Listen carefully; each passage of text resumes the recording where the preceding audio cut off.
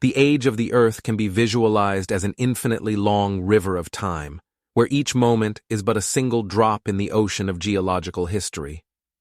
If we were to contemplate the temporal scale on which our planet has evolved, the realization of its grandeur would even shock the most steadfast travelers. In this river, where every centimeter represents millions of years, human life appears as a fleeting spark on the water's surface. Imagine an hourglass, where each grain of sand is not just a moment, but an entire epoch, from the formation of the Earth, when volcanoes raged and oceans surged, to the appearance of the first simple organisms living in the depths of ancient seas. This process began billions of years ago, when the Earth was just beginning to cool, and its surface formed the first continents, moving like plates on a giant table. These continents continued to form and change under the influence of tectonic processes that continue to this day, like the unceasing breath of a living organism. Time flowed like an endless river, knowing neither fatigue nor end, and over millions of years, diverse ecosystems developed on Earth. Ancient plants, such as giant ferns and horsetails, inhabited mossy shores, while enormous reptiles like tyrannosaurs ruled the land, leaving behind only fossils that we find today. These creatures exist in our imagination as mythical heroes, but their time on Earth is but a blink of an eye compared to the vast expanse of time before and after their existence. When we look at human history, which encompasses only a few thousand years, it seems like a tiny spark in this vast darkness. If we could compress all of human history into 1 minute, all our achievements, wars, discoveries, culture, and science would fit into the last few seconds. We, humans, are but a moment in the face of the Earth's infinitely vast journey, and each of our lives is but a barely noticeable trace on its surface. Amidst all this grandeur, we may ask, what does it mean to be human in such a vast world where time flows like a river, carrying away our dreams and ambitions? Each day we wake up is like a new grain of sand in our hourglass, and perhaps it is worth considering what place each of us holds in this boundless time. For example, imagine that all the historical events we know occurred in mere minutes, while oceans and mountains were formed and destroyed over millions of years. At the very earliest stage of Earth's existence, approximately 4.5 billion years ago, it was a molten, fiery sphere. The planet's surface was a vast ocean of molten magma, with temperatures exceeding 1,000 degrees Celsius. This hellish heat caused constant volcanic eruptions, bursting from cracks in the crust and spewing massive quantities of hot gases and ash into the atmosphere. Each explosion echoed like a deep rumble, as if the planet itself were groaning in the throes of its formation. Rivers of lava flowed across the surface, writhing and twisting like living beings, striving for freedom. In these conditions, metals were in a liquid state, forming a mass from which minerals and rocks would eventually be formed. At this time, the atmosphere was opaque, composed of toxic gases such as carbon dioxide, ammonia, and hydrogen sulfide. These gases obscured the fiery sea from space, creating a black dome under which primitive chaos boiled. Light filtering through the gas clouds created an eerie glow, reminiscent of a hellish sunset, with orange and red hues reflecting off the magma's surface.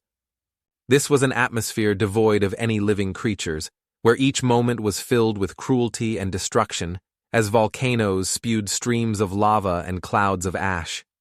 Moreover, the constant eruptions led to the formation of acidic rains, capable of corroding everything in their path.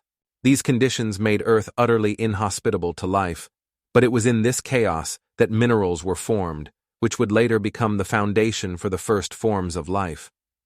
The entire process took millions of years, as Earth gradually cooled and the heat began to give way to more stable conditions.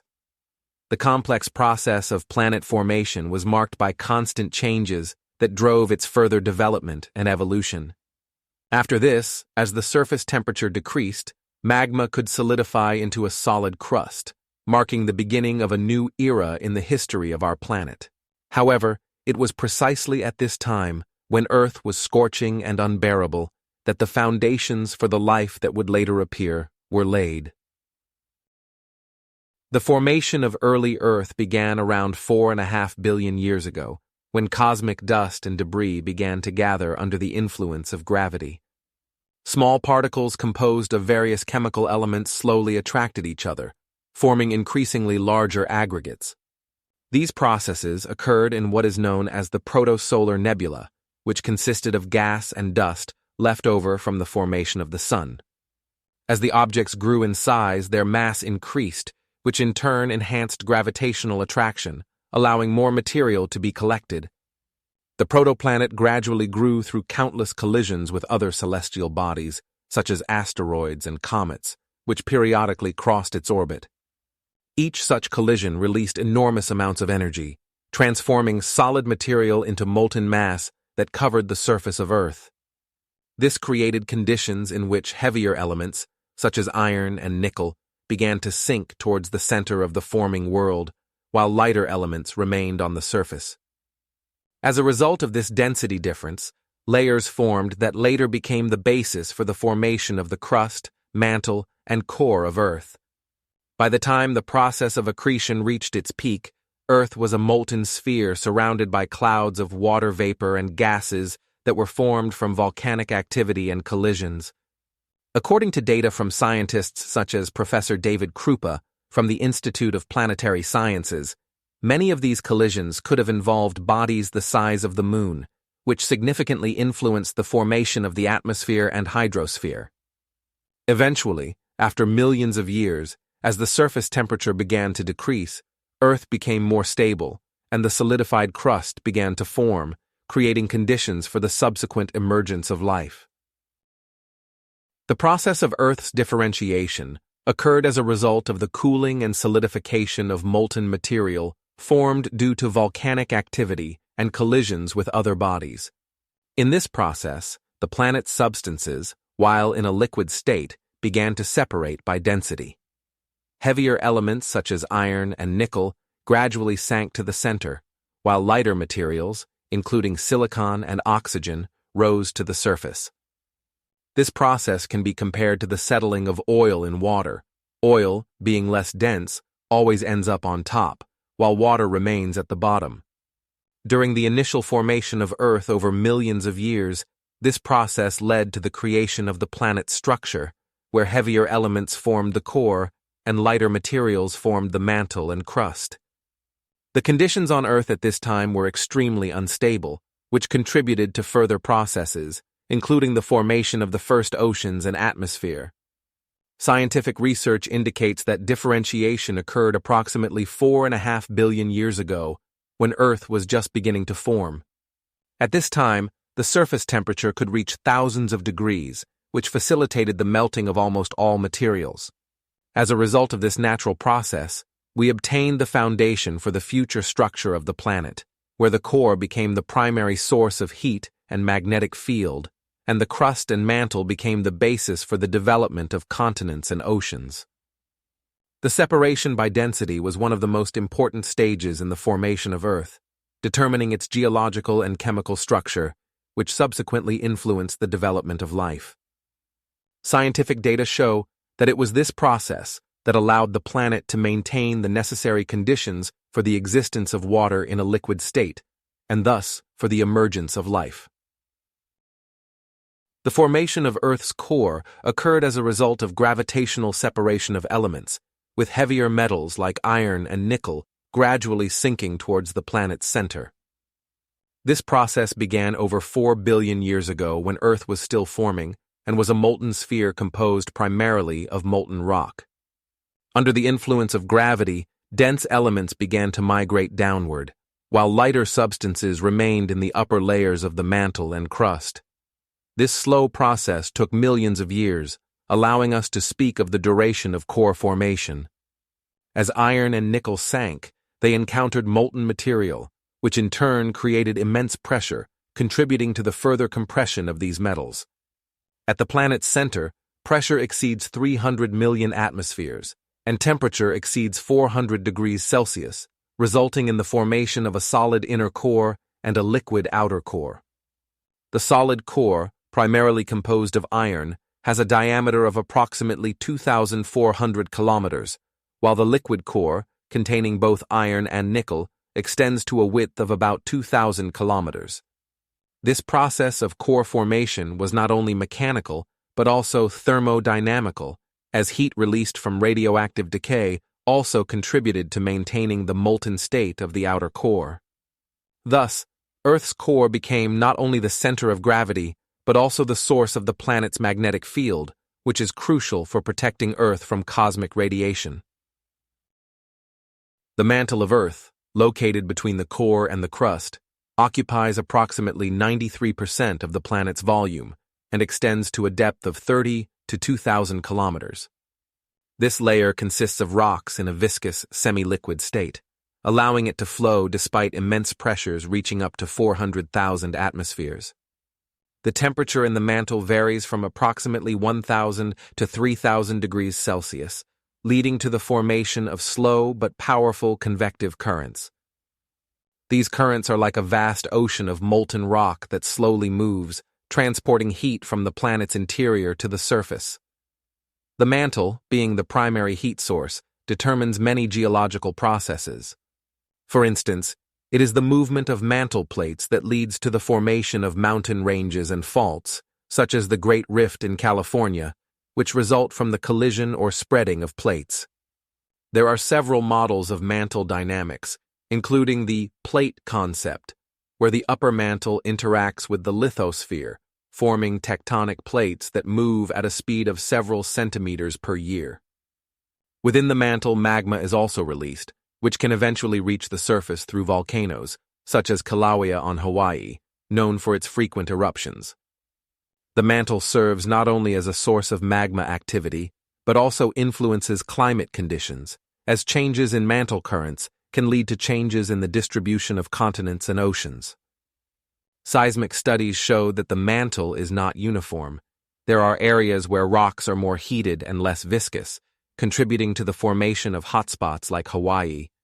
Thus, the mantle of Earth is not just a passive layer, but an active participant in geological processes, playing a crucial role in the formation of the planet's relief and climate. The mantle's dimensions are astonishing. Its mass is approximately 6.5 trillion tons. Approximately 4.5 billion years ago, when Earth was just beginning to form, a catastrophe occurred that not only altered its fate, but also the entire solar system's order. A protoplanet named Theia, about the size of Mars, collided with early Earth with immense force. This collision, according to scientists' estimates, released energy equivalent to billions of hydrogen bombs, resulting in a massive explosion that ejected a vast amount of material, primarily from the upper layers of Earth's mantle, into space. About 3% of Earth's mass was expelled into space, creating a cloud of molten and gaseous materials that began to orbit the planet. As a result of this collision, the surface temperature of the planet reached thousands of degrees Celsius, and the entire atmosphere was burned away. This event was not just a catastrophe, but the beginning of the formation of the Moon. The material ejected into space began to gradually collect due to gravity. Over several tens of thousands of years, as the material cooled, it began to condense and form larger bodies that eventually became our Moon. This process took around 100 million years, during which the Moon gradually moved into orbit around Earth, stabilizing its axial tilt and, consequently, the planet's climate. The scale of this event is unprecedented. The Moon, with a diameter of 3,400 kilometers, became the largest satellite relative to the size of its planet in the solar system. It not only changed the familiar appearance of the night sky, but also influenced tides and contributed to the formation of ecosystems on Earth. Research conducted by various astronomers and geologists confirms that the collision with Theia was a crucial stage in the formation of not only Earth, but the entire solar system, setting the course for the development of planets and their moons throughout its structure. The Moon, located approximately 380,000 kilometers from Earth, has been a faithful companion to our planet since its inception, exerting a profound influence on its development. This massive celestial body, formed around 4.5 billion years ago, has shaped not only the Earth's topography, but also its climate. For instance, the gravitational interaction between the Moon and Earth gives rise to tides, which affect ocean currents and, consequently, climate systems. Since the Moon stabilizes Earth's axis of rotation, it enables a stable climate, which is crucial for the existence of life. Studies indicate that without the Moon, the axis could have fluctuated more sharply, leading to abrupt climate changes and potentially making life on the planet impossible. The relationship between the Moon and Earth can be traced through billions of years. In ancient times, when the first continents were forming on Earth, the Moon already had a significant impact on geological processes. The increased volcanic activity and earthquakes observed during that period can partially be explained by the gravitational effects of the Moon. Furthermore, its influence on the biosphere has roots in prehistoric periods when the first living organisms began to adapt to cycles linked to lunar phases. For example, many marine organisms, such as corals, synchronize their reproduction with lunar cycles, demonstrating how deeply these connections are ingrained. The Moon also served as a guide for ancient civilizations. The Mesopotamians, who lived more than 5,000 years ago, used lunar cycles to create the first calendars, enabling them to more effectively manage agriculture and predict seasonal changes. In ancient Egypt, pharaohs based their religious rituals on lunar phases, indicating how significant the Moon was to their culture and worldview. Modern research continues to reveal new aspects of the Moon's influence on Earth. For example, data from space probes show that the Moon affects Earth's magnetic field, which could impact the protection of the atmosphere from solar wind. Scientists at NASA claim that without the Moon, Earth's atmosphere could be more vulnerable to cosmic influences, which could have detrimental effects on the development of life. Therefore, the Moon is not just a satellite, but a crucial factor influencing numerous processes on Earth. Its presence has created conditions that have allowed life to develop as we know it. These relationships, which have persisted for billions of years, are fundamental to understanding our world. With a diameter of 3,400 kilometers, the Moon continues to be one of the most studied objects in astronomy, and its influence on Earth remains a subject of scientific research and discovery. The Moon exerts a significant influence on the tides of the oceans on Earth due to its gravitational pull. This pull causes the movement of water, creating tidal waves that wash over the coasts twice a day. The gravity of the Moon pulls water masses towards it, causing them to rise and form high tides. For example, in the Bay of Fundy in Canada, some of the highest tides in the world are observed, reaching heights of up to 60 meters. These tides are not just a physical phenomenon, they shape coastal lines, creating unique tidal ecosystems where diverse marine organisms thrive. Tidal zones serve as homes for mollusks, crabs, seaweed, and many other species that have adapted to the constant changes in water level. These ecosystems are dependent on the rhythm of tides and ebbs, making them vulnerable to climate changes and human activities. In ancient times, the Moon was closer to Earth, resulting in more powerful tides. This created enormous tidal waves that could reach heights of over 100 meters and crash onto continents with unmatched force. These waves could carve deep canyons along the coasts, altering landscapes and ecosystems. Over millions of years, tides and ebbs have contributed to coastal erosion, changing the migration routes of various species. Mollusks, for instance, evolved special mechanisms to stay in place during strong tides. These adaptations were crucial for survival in the face of constant changes, both in the depths of the oceans and on their surfaces. With each tide, ecosystems are renewed, and new organisms appear and disappear, creating a dynamic picture of marine life. Moreover, the influence of the Moon extends beyond marine waters to atmospheric processes, as tides also affect weather conditions. Therefore, studying tides and ebbs through the lens of the Moon's gravitational pull opens new horizons for understanding the interaction between celestial bodies and Earth's ecosystems, emphasizing the importance of the Moon for our planet. The height of the tide can vary depending on the lunar phases, with the full moon and new moon producing the strongest tides, known as spring tides. The moon plays a crucial role in stabilizing the Earth's axis of rotation, acting as a massive anchor in the cosmic space. Its gravitational pull keeps the Earth's axial tilt within a range of approximately 23.5 degrees, which is more significant than it might initially seem. This tilt, known as the obliquity of the ecliptic, influences the climatic conditions of our planet and, consequently, the development of life. Without the moon, Earth could experience chaotic oscillations of its rotational axis, leading to abrupt climate changes and potentially making the existence of complex life forms impossible. For instance, it is hypothesized that without the moon, the axial tilt could vary up to 80 degrees, resulting in extreme temperature changes that would likely exacerbate conditions for the survival of living organisms. Renowned astronomer and expert in planetary science, Dr. David Brummel, points out that such oscillations could cause catastrophic climate changes, including prolonged ice ages and rapid warming periods. Such conditions would make evolution and the survival of species complex and unstable. Interestingly, similar oscillations of the axis are observed on other planets, such as Mars, where the absence of a large satellite leads to significant climate changes. For example, on Mars, the axial tilt oscillates between 22 and 60 degrees, creating extreme climatic conditions, including extensive temperature and atmospheric pressure changes. The moon, however, provides Earth with stability, preventing such catastrophes and keeping the climate within a relatively narrow range, which is one of the factors contributing to the emergence and flourishing of life. This stabilizing influence of the moon also helps create stable seasons, which are critically important for the biological cycles of plants and animals.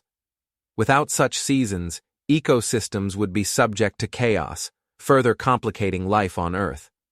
As a result of the interaction between the moon and Earth, we have a unique environment where complex life forms can develop and adapt. Considering that the moon is moving away from Earth at a rate of approximately 3.5 centimeters per year, over time, its influence on the stabilization of the axis may weaken, which raises concerns among scientists that in the future, the climate stability may be threatened. The cooling process of early Earth began when the planet, in a fully molten state, started gradually losing heat. This was similar to a cooling metal, where a hot mass begins to form a thin film on the surface, slowing down the cooling process. The internal layers of Earth continued to remain liquid, while the external layers gradually solidified, forming the first solid crust. Meanwhile, the planet's core remained hot, while the upper layers, exposed to the cosmic environment, began to cool and solidify. This process resembled the cooling of soup, where a film forms on the surface, insulating the hot mass from the surrounding air. As heat slowly dissipated into space, the crust became increasingly strong and thick, eventually forming the basis for future continents. Complex geological processes, such as volcanism and plate tectonics, also contributed to Earth no longer being lifeless. Volcanic eruptions released gases and minerals that, interacting with the atmosphere and water, formed new chemical compounds.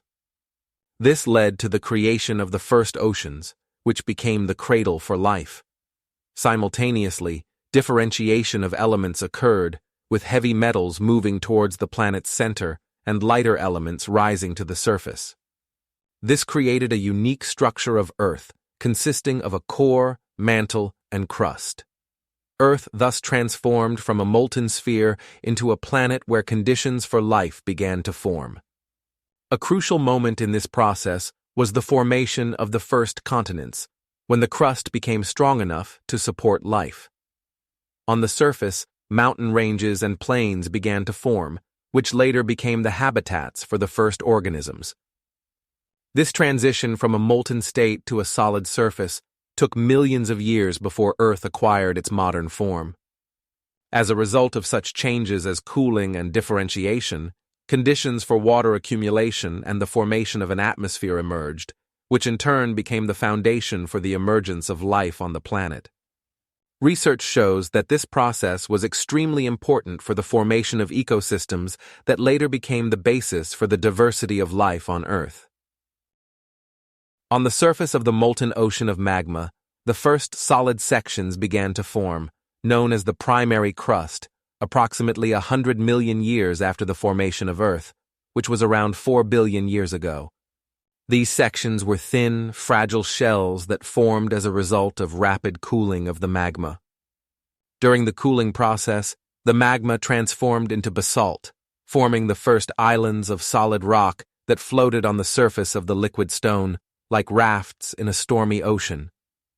Each of these islands was unstable, subject to destruction and deformation under the pressure of the planet's internal forces. These primary formations collided with each other, were destroyed by volcanic activity, and reformed through subsequent crystallization processes. Given that temperatures in these conditions could reach 1,000 degrees Celsius and the pressure in the Earth's interior was immense, the processes of crust formation and destruction occurred in an endless cycle, creating something completely different from the modern continents. For instance, a study conducted by a group of scientists led by Dr. John Martinez revealed that during this period, Earth had enormous volcanoes that ejected lava and formed new crust sections. As a result of these processes, new forms of relief emerged, which were extremely vulnerable due to the constant erosion caused by the influence of magma and other geological factors. The fragility of this primary crust was unbearable, and it could not long maintain its original form. Under the influence of tectonic forces, these crusts were destroyed and moved, forming cracks and faults. In some places, for example, in the area of modern Greenland, the remnants of these processes can be seen in the form of ancient mountain formations that were once part of this primary crust. These ancient formations not only give an idea of what Earth looked like at that time, but also serve as important markers for geologists studying the planet's evolution. The impermanence and fragility of the primary crust make it a remarkable testament to how rapidly the Earth's appearance changed in its early years.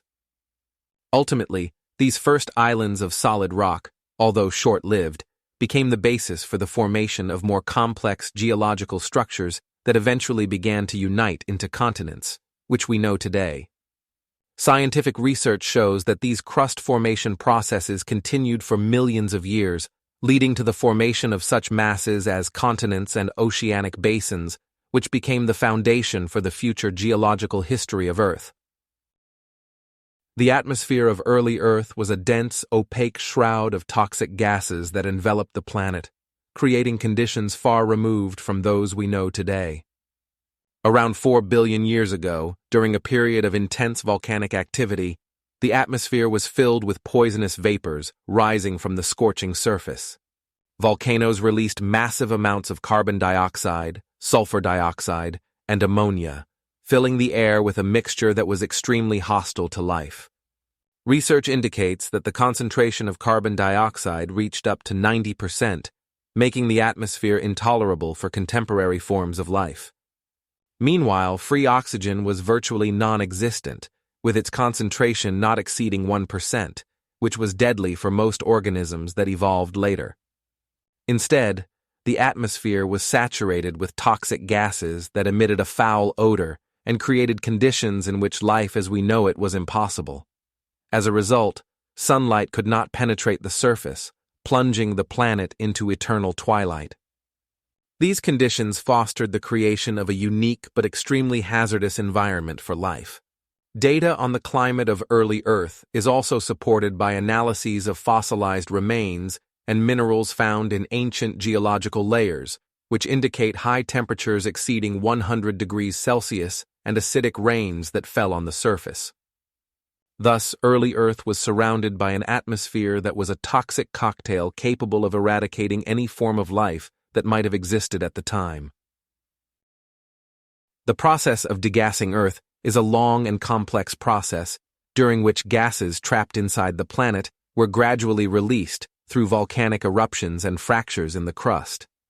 Volcanic activity played a crucial role in this process. Over millions of years, when Earth was still young, its surface was dotted with volcanoes that, like the planet's respiratory organs, exhaled gases from its interior. These volcanoes, spewing lava and steam, released significant amounts of water vapor, carbon dioxide, ammonia, and methane. Volcanic eruptions occurred with incredible frequency, creating something akin to giant chimneys through which the planet exhaled its internal atmosphere. For instance, during one of the largest eruptions, which took place on the territory of modern-day Iceland, more than 5 million tons of volcanic gases were released into the atmosphere each day. These gases, rising through fractures in the crust, mixed with the surrounding air, gradually forming the planet's gaseous envelope. This process lasted for millions of years and was vital for the formation of the primary atmosphere. Volcanic activity not only facilitated the release of gases, but also created new lands. Lava flows cooled and solidified, forming new land areas that later became sites for further degassing. As a result of these processes, the atmosphere gradually became enriched with oxygen, which was a crucial step for the emergence of life. The stages of degassing were accompanied by changes in climate and geological conditions, which also contributed to the formation of seas and oceans. Volcanic gases, interacting with the atmosphere, created conditions for the formation of clouds and, consequently, precipitation. These precipitations, in turn, contributed to the creation of primary water bodies, which became the basis for the emergence of life on the planet. It is important to note that such volcanic processes continue today, maintaining the activity and diversity of ecosystems on Earth. Volcanic activity not only shapes the landscape, but also influences the climate conditions that ultimately affect all living organisms. Currently, there are more than 800 active volcanoes on the planet that continue to exhale gases and change the atmosphere. As the planet cooled, a process that began around 4 billion years ago, water vapor in the atmosphere began to condense and fall to the surface in the form of endless torrential rains. This process, essentially, was the first great deluge, when water mercilessly poured down from the heavens, filling low-lying areas and depressions on the planet's surface. The rains continued for millions of years, resulting in the formation of the first oceans. Approximately 100 million years after the formation of Earth, when the surface temperature dropped to around 100 degrees Celsius, water vapor began to transform into liquid. This was facilitated by changes in the composition of the atmosphere, as the levels of carbon dioxide and other greenhouse gases decreased, allowing water to condense. As a result, vast bodies of water formed, gradually covering an increasingly larger part of the Earth's surface. Research shows that during the early stages of ocean formation, they could cover up to 90% of the planet's surface. As the rains continued, deeper and more extensive water bodies formed. Water flowing from mountains and plains created rivers that flowed into these primary oceans. Water masses began to move, forming complex currents and cycles that in turn shaped climatic conditions. Around 3 billion years ago, as the oceans became more stable, processes began that led to the formation of the first continents. These continents rose above the water, and their formation was linked to the movement of tectonic plates. Research shows that at this stage, water already covered around 70% of the planet's surface. Gradually, the oceans became teeming with life, and simple organisms began to emerge, eventually leading to an incredible diversity of life forms. It is important to note that this process of forming the first oceans laid the foundation for all subsequent evolution on Earth. Oceans not only became the home to countless organisms, but also played a crucial role in climatic changes, regulating temperatures and the level of carbon dioxide in the atmosphere. By 2 billion years ago, the oceans had reached sizes similar to those we observe today, with depths exceeding 6,000 meters in some places. This process of ocean formation was one of the most significant in the history of our planet, laying the groundwork for future ecosystems and climatic systems. The early ocean of Earth, which existed approximately 3.5 billion years ago, was a genuine chemical laboratory filled with the richest minerals and organic compounds. This ocean, formed as a result of the long-term leaching of substances from primary rock formations and the delivery of meteorite materials, contained high concentrations of metals such as iron, nickel, and copper, as well as various salts and acids. The temperature of the water in this ocean fluctuated between 30 and 40 degrees Celsius, making it hot and saturated. Unlike modern seas, which have clear blue water, the early ocean had a muddy, greenish, or even brownish color due to the large number of suspended particles and organic compounds dissolved in the water. The smell of this ocean was sharp and sour, reminiscent of the smell of hydrogen sulfide emanating from geysers and hot springs, indicating a high acidity that could reach a pH of around 4. The consistency of the water was more viscous than it is now, due to the presence of a large amount of organic substances that created a kind of liquid mud in which countless chemical reactions took place. These reactions, in turn, were the basis for the formation of the first simplest organic molecules necessary for the emergence of life. The chemical composition of the ocean contributed to the formation of compounds such as amino acids and other precursors of biomolecules, which could then combine to form more complex structures. The diversity of chemical substances in this ocean was so great that each cubic meter of water could contain thousands of different compounds that interacted with each other, forming new molecules. The study of sedimentary rocks, found in ancient geological formations, such as stromatolites, allows us to investigate the composition of the initial seas and analyze how the conditions in the ocean changed over time. For example, in Australia, ancient stromatolites were discovered, indicating that microorganisms began to actively colonize the ocean, transforming its chemical composition. This process not only created conditions for the emergence of life, but also had a significant impact on the planet's atmosphere, changing the level of oxygen and carbon dioxide.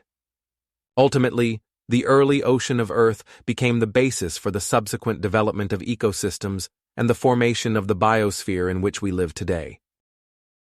In the ancient oceans of Earth, there existed a primordial soup, which was a complex and rich mixture of various substances that created conditions for the emergence of the first living organisms. This nutritious broth was filled with building blocks necessary for the formation of molecules capable of self-replication.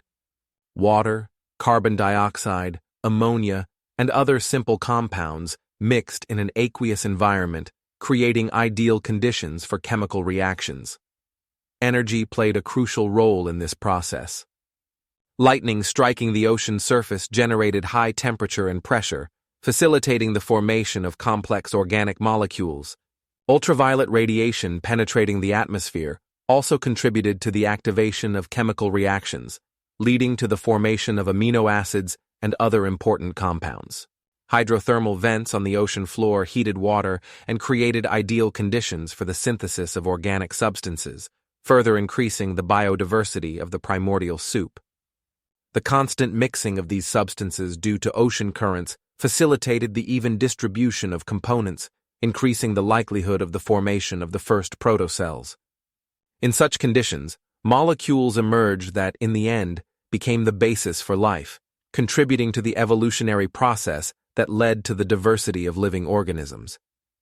This concept of the primordial soup, which formed more than 3 billion years ago, remains a subject of active research and discussion in the scientific community, including the work of scientists such as Stanley Miller and Harold Urey, who experimentally recreated conditions similar to those that existed on early Earth.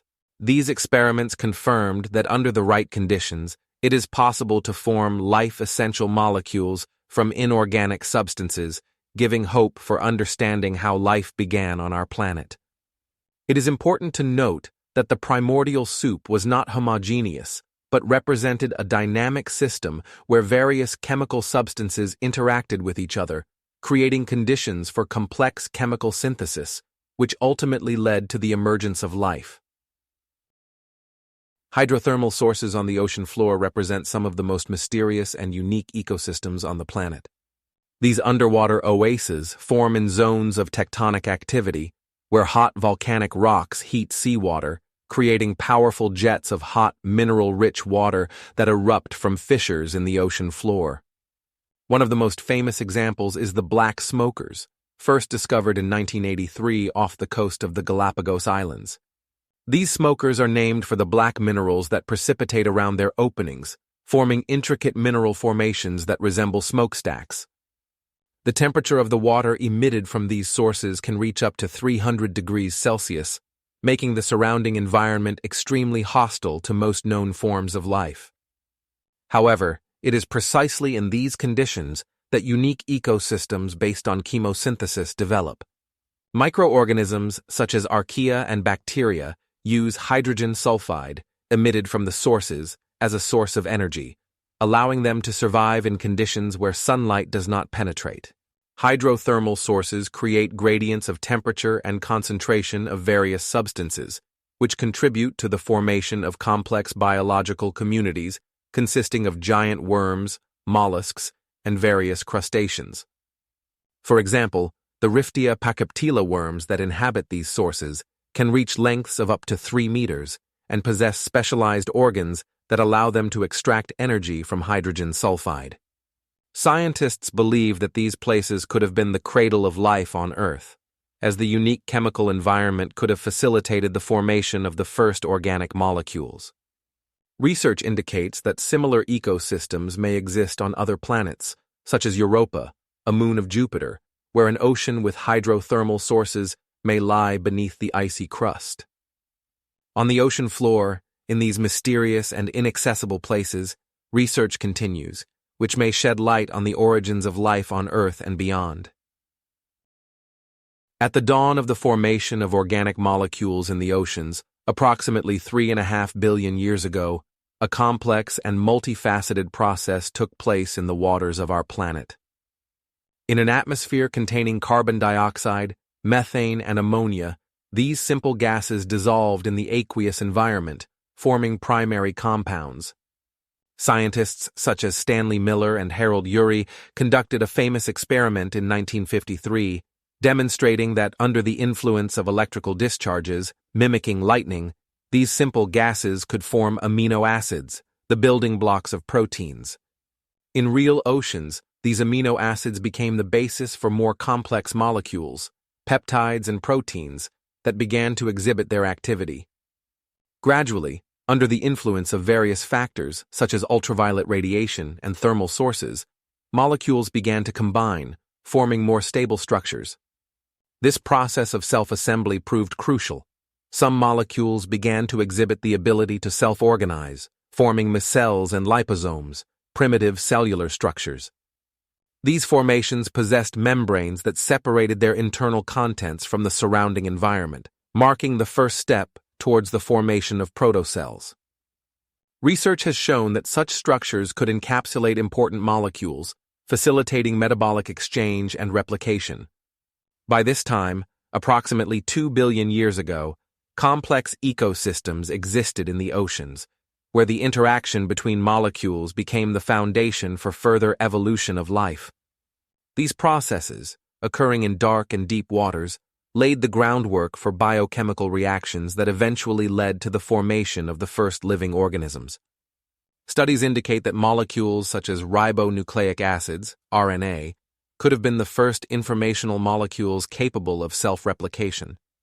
In this context, the first organic molecules in the ocean became not just chemical compounds, but the foundation for the life we know today.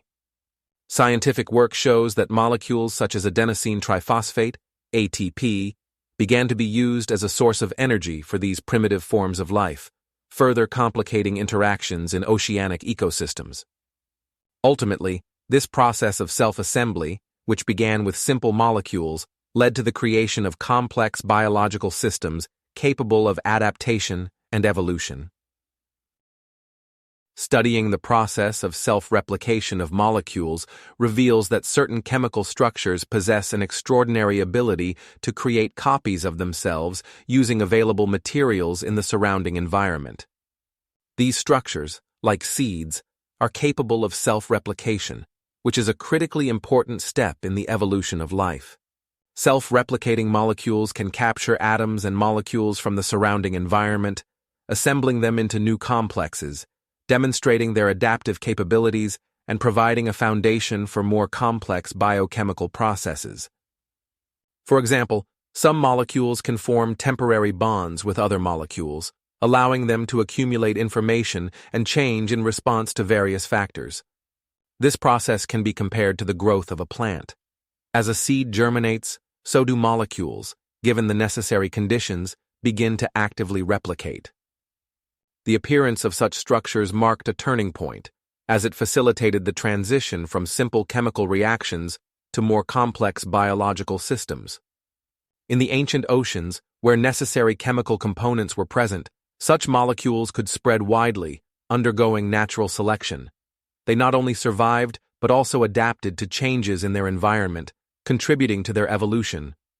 These molecules, which became the precursors of the first forms of life, opened a new era in the development of the biosphere. Undoubtedly, self-replicating structures represent a crucial stage in the history of life on Earth, as they became the basis for the formation of complex organisms. It is important to note that such molecules could interact with each other, exchange genetic information, and thus complicate their structures. Ultimately, this process led to the emergence of protocells, which already possessed the properties of living organisms. Self-replicating molecules, which became the basis for the first forms of life, acted as catalysts, accelerating evolutionary processes and contributing to the diversity of organisms. This phenomenon also inspired many scientists, such as Sidney Fox, who in the mid-20th century synthesized simple proteins, demonstrating that such molecules could self-organize in conditions mimicking ancient Earth. There is a belief that these very molecules became the basis for all known forms of life that evolved over millions of years, adapting to changing conditions on the planet. With each new stage of evolution, life became increasingly complex and diverse, and self-replicating molecules played a key role in this process. As a result, these structures not only provided the starting point for biological evolution, but also demonstrated how chemical reactions could lead to the emergence of life. Ultimately, this created conditions for the appearance of the first simple organisms, which became the basis for all subsequent forms of life on Earth. The formation of the first cellular membranes was one of the key stages in the evolution of life on Earth. Approximately 3.5 billion years ago, under the early conditions of Earth, molecules of lipids with hydrophobic properties began to aggregate into thin films. These molecules, similar to fats, had two parts: hydrophilic, water-loving, and hydrophobic, water-repelling. The water surrounding these molecules facilitated their natural aggregation, creating primitive bubbles that separated the internal contents from the external environment. These bubbles represented the simplest forms of cellular membranes, formed by self-assembly, and they protected the emerging processes of life from aggressive conditions of the surrounding environment, such as ultraviolet radiation and chemical agents.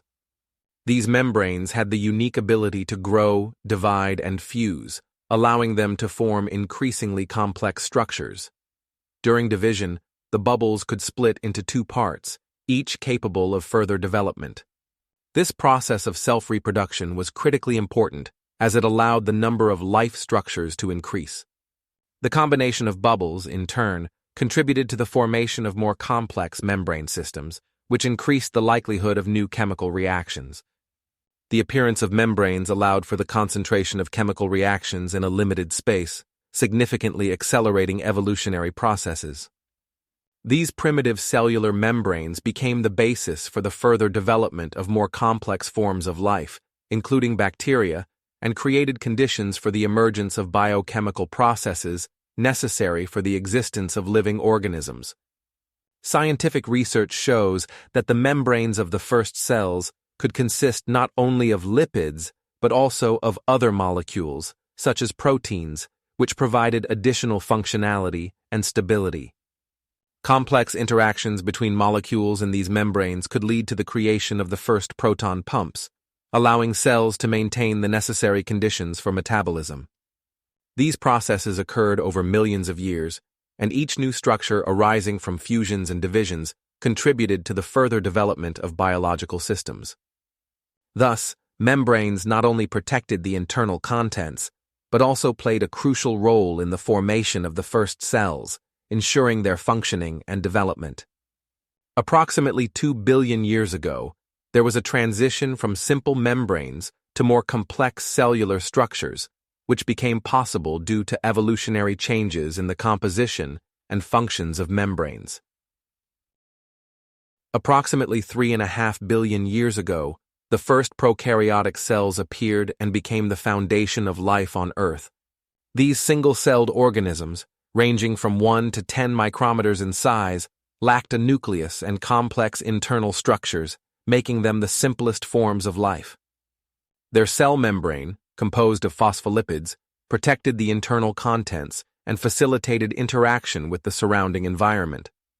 Prokaryotes, such as cyanobacteria, were capable of photosynthesis, allowing them to use sunlight to convert carbon dioxide and water into organic molecules and oxygen. As they grew, they actively absorbed nutrients from their surroundings, including dissolved salts and organic compounds, to meet their energy needs.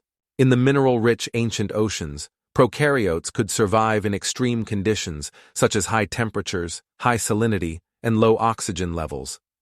This remarkable level of adaptability allowed them to colonize a wide range of ecosystems, including hot springs and acidic lakes.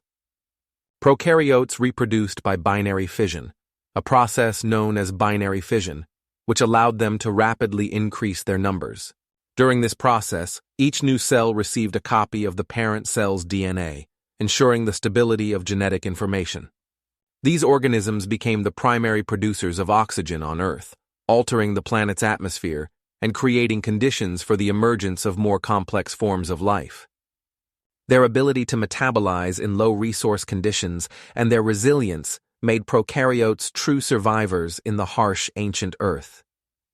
Similar organisms, such as archaea, can even thrive in harsh environments like hot springs and acidic environments, underscoring their unique adaptation and robustness.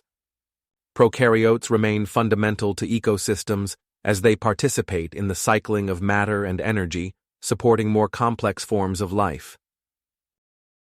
Stromatolites represent some of the oldest evidence of life on Earth, formed by colonies of microorganisms, primarily cyanobacteria.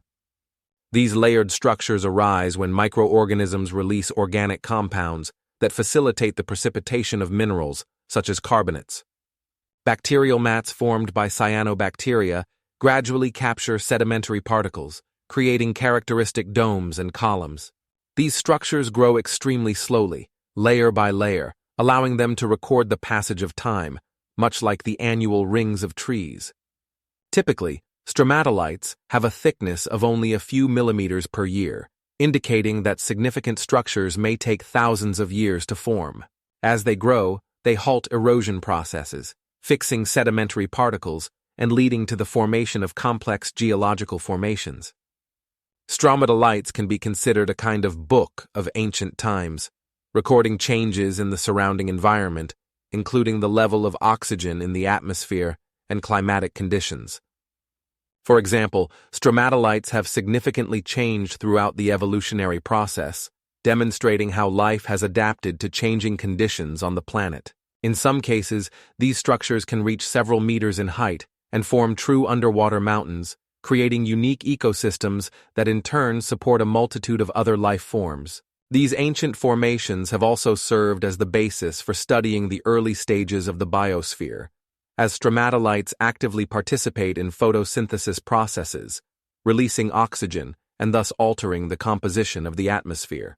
Stromatolites can be found in the most diverse conditions, from shallow waters to salt lakes, their variety of forms and textures making them true natural monuments. They remind us of the incredible diversity of life on Earth and how it has evolved over billions of years. Stromatolites are living witnesses to the history of the planet, demonstrating how life has overcome challenges and adapted to the most extreme conditions, preserving its essence and continuing to exist for centuries. Their structure contains information about the past of the Earth, allowing scientists to draw conclusions about climatic changes and biological processes that occurred on the planet. Stromatolites, as ecosystems, emphasize the importance of microorganisms in the formation and maintenance of life on Earth. Their study opens up important prospects for understanding both ancient and modern ecosystems. Shark Bay in Australia is home to the oldest and most unique ecosystems on the planet, where stromatolites, colonies of bacteria, create structures that are identical to those that existed billions of years ago. This shallow, high-salinity, warm-water ecosystem on Australia's western coast provides ideal conditions for the growth of these ancient forms of life. Stromatolites here form rounded domes and columns that rise above the bay's floor, visible in the clear water with blue and green hues. These living fossils grow slowly, at a rate of just a few millimeters per year, and can reach ages of up to 3,000 years, allowing scientists to peer into the distant past of our planet. Stromatolites are the result of the interaction between cyanobacteria and sediments, leading to the formation of layers of limestone that preserve traces of ancient ecosystems over millions of years. Shark Bay is home to the largest known colony of stromatolites, registered in the 20th century, and has been protected as a UNESCO World Heritage Site since 2002. This place serves as a laboratory for researchers studying how life on Earth adapted to various conditions and how microorganisms can influence ecological processes. The study of stromatolites helps us understand how ancient organisms could produce oxygen, altering the planet's atmosphere and making life possible. These colonies not only demonstrate the evolution of life, but also emphasize the significance of microbial activity in shaping ecosystems and creating conditions for the existence of more complex forms of life. The stromatolites of Shark Bay remind us that life on Earth has evolved over millennia, and their study opens new horizons in understanding the biological processes that occurred on the planet. From a geological perspective, stromatolites serve as indicators of environmental changes and help scientists track climate fluctuations over millions of years. It is important to note that stromatolites can be sensitive to changes in ecosystems, making them indicators of the health of marine waters. Their existence in the modern world inspires scientists to study possible forms of life on other planets, such as Mars, where conditions may have been similar to those on early Earth. The stromatolites of Shark Bay are a living testament to the history of our planet and continue to amaze researchers with their unique properties and ecological significance. Photosynthesis is a process that revolutionized our understanding of life on Earth. It became the key mechanism enabling living organisms to convert solar energy into chemical energy, thereby creating nutrients from simple compounds such as carbon dioxide and water. This revolutionary process emerged approximately 3.5 billion years ago when the first simple organisms began to capture sunlight. Based on the principle of capturing light, living beings learned to use chlorophyll, a pigment that absorbs solar radiation, and with it, convert light into energy. This process not only became the foundation for the creation of organic substances essential for life, but also altered the chemical composition of our planet's atmosphere, enriching it with oxygen. Around 2.5 billion years ago, what is known as the Great Oxygen Catastrophe occurred, when the level of oxygen in the atmosphere rapidly increased due to photosynthesis. This event marked a turning point, paving the way for the development of more complex life forms, including multicellular organisms. The coexistence of photosynthetic organisms and aerobic beings created a unique ecosystem where energy stored in plants became the basis of food chains. The process of photosynthesis has influenced not only the biosphere, but also the climate of our planet, contributing to the creation of conditions necessary for the existence of life as we understand it today. This biochemical reaction, which serves as the basis for all life, demonstrates nature's remarkable ability to adapt and evolve, serving as a vivid example of evolution. Scientific research conducted worldwide continues to deepen our understanding of photosynthesis, revealing its complex mechanisms and diversity, which in turn opens new horizons for the study of life on other planets. It is important to note that photosynthesis not only transforms energy, but also maintains the balance of ecosystems, serving as the primary source of food for the majority of living beings on Earth.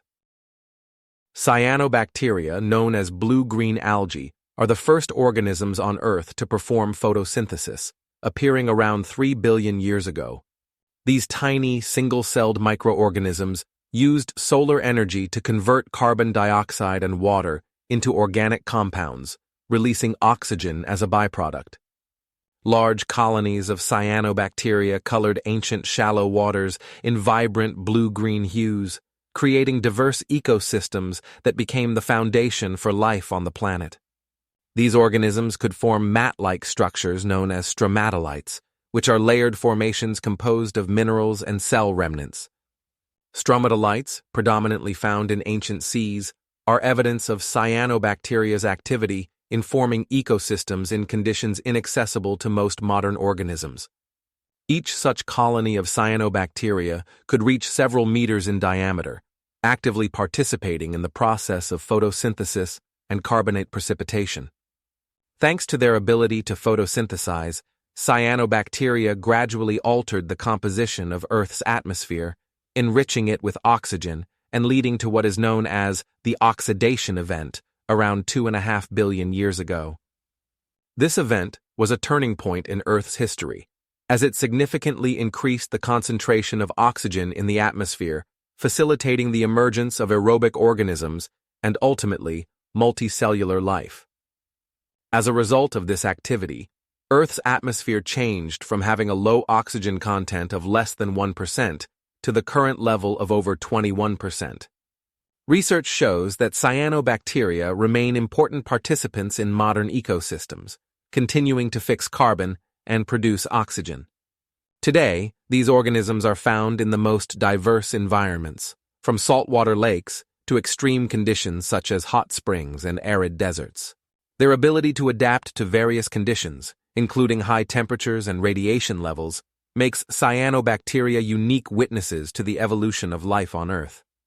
They not only laid the foundation for future ecological systems, but also continue to influence biogeochemical cycles on the planet, including the carbon and nitrogen cycles. It is not surprising, therefore, that cyanobacteria are considered potential candidates for research in the search for life on other planets, as their ancient photosynthesis mechanisms may provide clues about how life can exist in harsh conditions. Currently, over 2,000 species of cyanobacteria are known, and their genetic diversity opens new horizons for biotechnology and medicine. For example, some species of cyanobacteria can synthesize pharmaceutical compounds that can be used to treat various diseases. Cyanobacteria, therefore, are not just relics of the past, but active participants in the contemporary biosphere, contributing to the sustainable development of ecosystems. The oxygen catastrophe was one of the most significant events in the history of our planet, which radically changed the chemical composition of the atmosphere and oceans, leading to a completely new form of life on Earth. This process began with the active photosynthetic activity of cyanobacteria, which, using sunlight, converted carbon dioxide and water into glucose and oxygen. Over millions of years, these organisms accumulated oxygen in the atmosphere, causing catastrophic changes in ecosystems. For most of the living beings that existed at the time, oxygen became a deadly poison. Organisms that had evolved in an anaerobic environment did not have mechanisms to adapt to the new chemical environment, and many of them perished, unable to cope with the toxic effects of oxygen. This gas, which is now considered vital for most modern forms of life, was the cause of mass extinction. The paradox of the situation was that the substance necessary for breathing and metabolism in animals and plants became the cause of the demise of ancient organisms.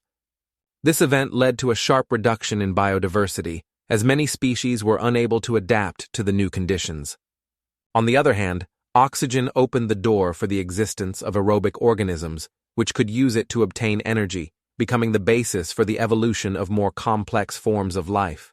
The oxygen catastrophe not only changed the composition of the atmosphere, but also prepared the ground for the appearance of multicellular organisms, which later led to the appearance of animals and plants familiar to us today.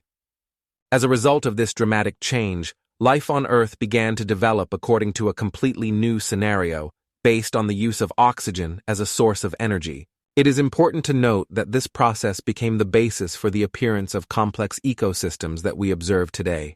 There are other aspects of the oxygen catastrophe, such as changes in climate and its influence on geological processes, but the main emphasis should be placed on how the accumulation of oxygen affected life. As a result of this process, a new stage of evolution began on the planet, leading to an incredible diversity of forms of life, including mammals, birds, and ultimately, humans. Each of these stages was associated with specific adaptations of organisms to changing conditions, which allows us to better understand how exactly life on Earth was able to survive and develop. The oxygen catastrophe became a crucial moment in the history of the planet, which formed not only the chemical composition of the atmosphere, but also the very essence of life as we know it. The results of these changes are reflected in modern ecosystems, where oxygen is the main element for the respiration of all aerobic organisms. The oxidation of iron in the oceans during the oxygen catastrophe became a key process that determined the chemical composition of seawater and, consequently, the appearance of the oceans. In ancient seas rich in dissolved iron, a reaction occurred between this metal and the newly appearing oxygen, which was actively released due to the activity of photosynthesizing cyanobacteria. This reaction led to the formation of iron oxides, which, settling on the bottom, formed deposits. As a result of this activity, oceanic waters began to change.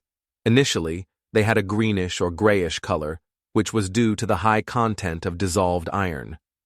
However, with the increase in the concentration of oxygen in the atmosphere and water, iron oxidized, turning into insoluble oxides such as hematite and magnetite. These compounds settled on the bottom of the ocean, forming characteristic banded iron formations, or BIFs. These deposits, consisting of red-striped layers, serve as evidence of how oxygen changed the marine environment. Layer by layer, these deposits were formed over millions of years, starting from approximately 2 billion years ago, when the level of oxygen in the atmosphere began to rise. Thus, the process of iron oxidation not only changed the chemical composition of the oceans, but also visually transformed them, gradually transitioning from murky shades to the blue waters we observe today. As a result of this transformational process, which lasted for about 1 billion years, the oceans became a habitat for numerous new forms of life that adapted to the changed conditions. The banded iron formations that we find today in various geological layers are not only mineralogical monuments, but also important indicators of the biochemical changes that occurred on Earth. The adaptation of life to an oxygen-rich atmosphere became one of the most significant milestones in Earth's history. Approximately 2 billion years ago, as the level of oxygen in the atmosphere began to significantly increase due to photosynthetic bacteria such as cyanobacteria, many organisms found themselves in a new reality. Oxygen, being a powerful oxidizer, could have destructively affected cellular structures in high concentrations, so some microorganisms developed protective mechanisms to survive in the high oxidative environment. For instance, anaerobic bacteria evolved enzymes like catalase and peroxidase, which neutralize toxic forms of oxygen such as hydrogen peroxide. Meanwhile, other organisms, such as aerobic bacteria, began to use oxygen in their metabolic processes, allowing them to extract more energy from nutrients. This discovery was a true revolution. Organisms that could use oxygen became more energetic and efficient, gaining a competitive advantage. The system of aerobic respiration, which includes the electron transport chain, enabled multicellular organisms like fungi and animals to develop and thrive. An example of such powerful metabolism is the process occurring in mitochondria, cellular organelles that convert chemical energy into adenosine triphosphate, providing cells with energy. This adaptation paved the way for the emergence of more complex forms of life, including plants and animals, which subsequently filled ecological niches on the planet. As a result of this great adaptive radiation, which occurred around 600 million years ago, new ecosystems emerged where oxygen became the primary element for existence. One of the most striking examples of this evolutionary explosion is the Cambrian organisms, among which appeared the first chordates, such as ancestral fish. These complex organisms began to actively use oxygen to maintain their metabolic processes, leading to a rapid growth and diversity of life on Earth. Oxygen allowed the formation of more complex molecular structures, such as proteins and nucleic acids, which became the basis for the development of multicellular organisms and, subsequently, humans. Approximately 400 million years ago, the first land plants appeared, which not only used oxygen but also released it during photosynthesis, further increasing its concentration in the atmosphere. These plants became the foundation for terrestrial ecosystems, opening new horizons for life on land. Adaptation to oxygen not only changed the metabolism of organisms, but also contributed to the formation of new ecosystems, such as tropical forests and coral reefs, which became homes for billions of species. Eukaryotic cells represent more complex structures than their prokaryotic predecessors, which were the dominant forms of life on Earth for billions of years. Unlike prokaryotes, eukaryotes have a nucleus that stores DNA, enabling them to carry out a more organized and controlled process of storing and transmitting genetic information. These cells can be likened to miniature cities, where each part performs a unique function, much like specialized factories and control centers. Within these cells, complex biochemical processes occur that require precisely coordinated actions, made possible by the presence of various internal structures that manage the exchange of substances and energy. Around 2 billion years ago, during the era of eukaryotes, a significant evolutionary event took place when simple single-celled organisms began to combine, forming more complex multicellular life forms. This innovation allowed not only plants and animals, but also fungi to develop, collectively forming the basis for the diversity of life we observe today. Eukaryotic cells can reach sizes up to 100 micrometers, which is tens of times larger than prokaryotes. Their complexity is not only evident in their organization, but also in their ability to specialize.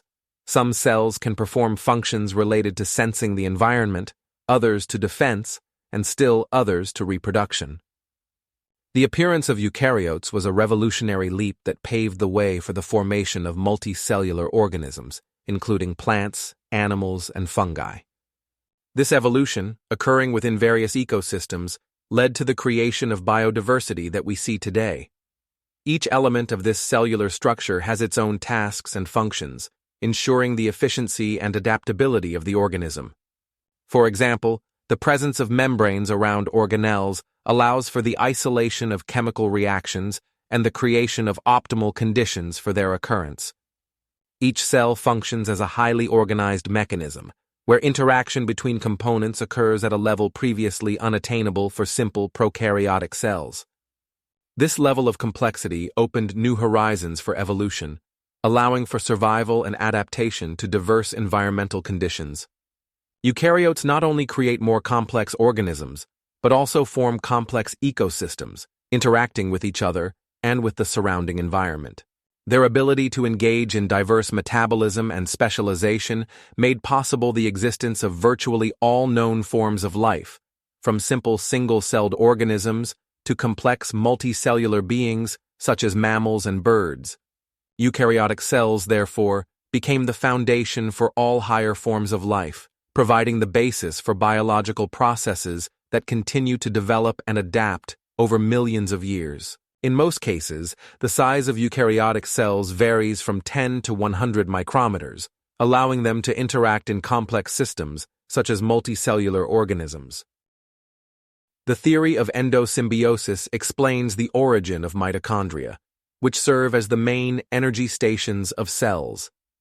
This hypothesis was proposed by scientists Margaret B. Carr and Lynn Margulis in the 70s of the 20th century. According to this theory, around 2 billion years ago, larger cells engulfed ancient aerobic bacteria that were capable of efficiently using oxygen to produce energy. Instead of being digested, these bacteria became symbiotic partners, residing within the larger cells. This cooperation provided benefits to both parties. The bacteria received a stable environment, while the cells gained a source of energy in the form of adenosine triphosphate, which they produced through oxidative phosphorylation. This process generates much more energy than anaerobic methods used previously. The endosymbiotic theory clearly demonstrates how two different organisms united to create something greater than the sum of their parts. As a result of this symbiosis, eukaryotes emerged, which became the foundation for all complex forms of life on Earth. Mitochondria still retain their own DNA, which shares many similarities with the DNA of modern bacteria, serving as evidence of their bacterial origin. This DNA typically has a circular structure and encodes specific proteins necessary for the functioning of mitochondria. Interestingly, mitochondria can reproduce independently of the division of the main cell, indicating their autonomy. They not only produce energy, but also participate in the regulation of cellular metabolism and in processes of apoptosis, programmed cell death. Thus, mitochondria became key players in the evolution of multicellular organisms, providing the necessary energy resources for complex biological processes. As a result of this symbiosis, eukaryotes gained the ability to develop and adapt, leading to the emergence of a diversity of life forms, including plants, fungi, and animals. Modern research shows that mitochondria can also influence cellular aging and the development of various diseases, including diabetes and neurodegenerative disorders. It is important to note that the symbiosis between cells and mitochondria continues to this day, making them an integral part of our biology. The origin of chloroplasts is one of the most fascinating chapters in the history of life on Earth. Approximately 2.5 billion years ago, in conditions where the atmosphere did not contain significant amounts of oxygen, ancient photosynthetic cyanobacteria began converting solar energy into chemical energy, producing oxygen as a byproduct. These microorganisms, with their unique ability to photosynthesize, became the first solar batteries for eukaryotic cells. The process of endosymbiosis, in which cyanobacteria were engulfed by the ancestors of modern plant cells, was a pivotal event in evolution. This likely occurred around 1 billion years ago, when more complex multicellular organisms began to develop. As a result of this engulfment, cyanobacteria became part of the internal structure of cells, evolving into chloroplasts, specialized organelles responsible for photosynthesis. This partnership allowed cells to directly utilize solar energy, giving them a competitive advantage in resource competition.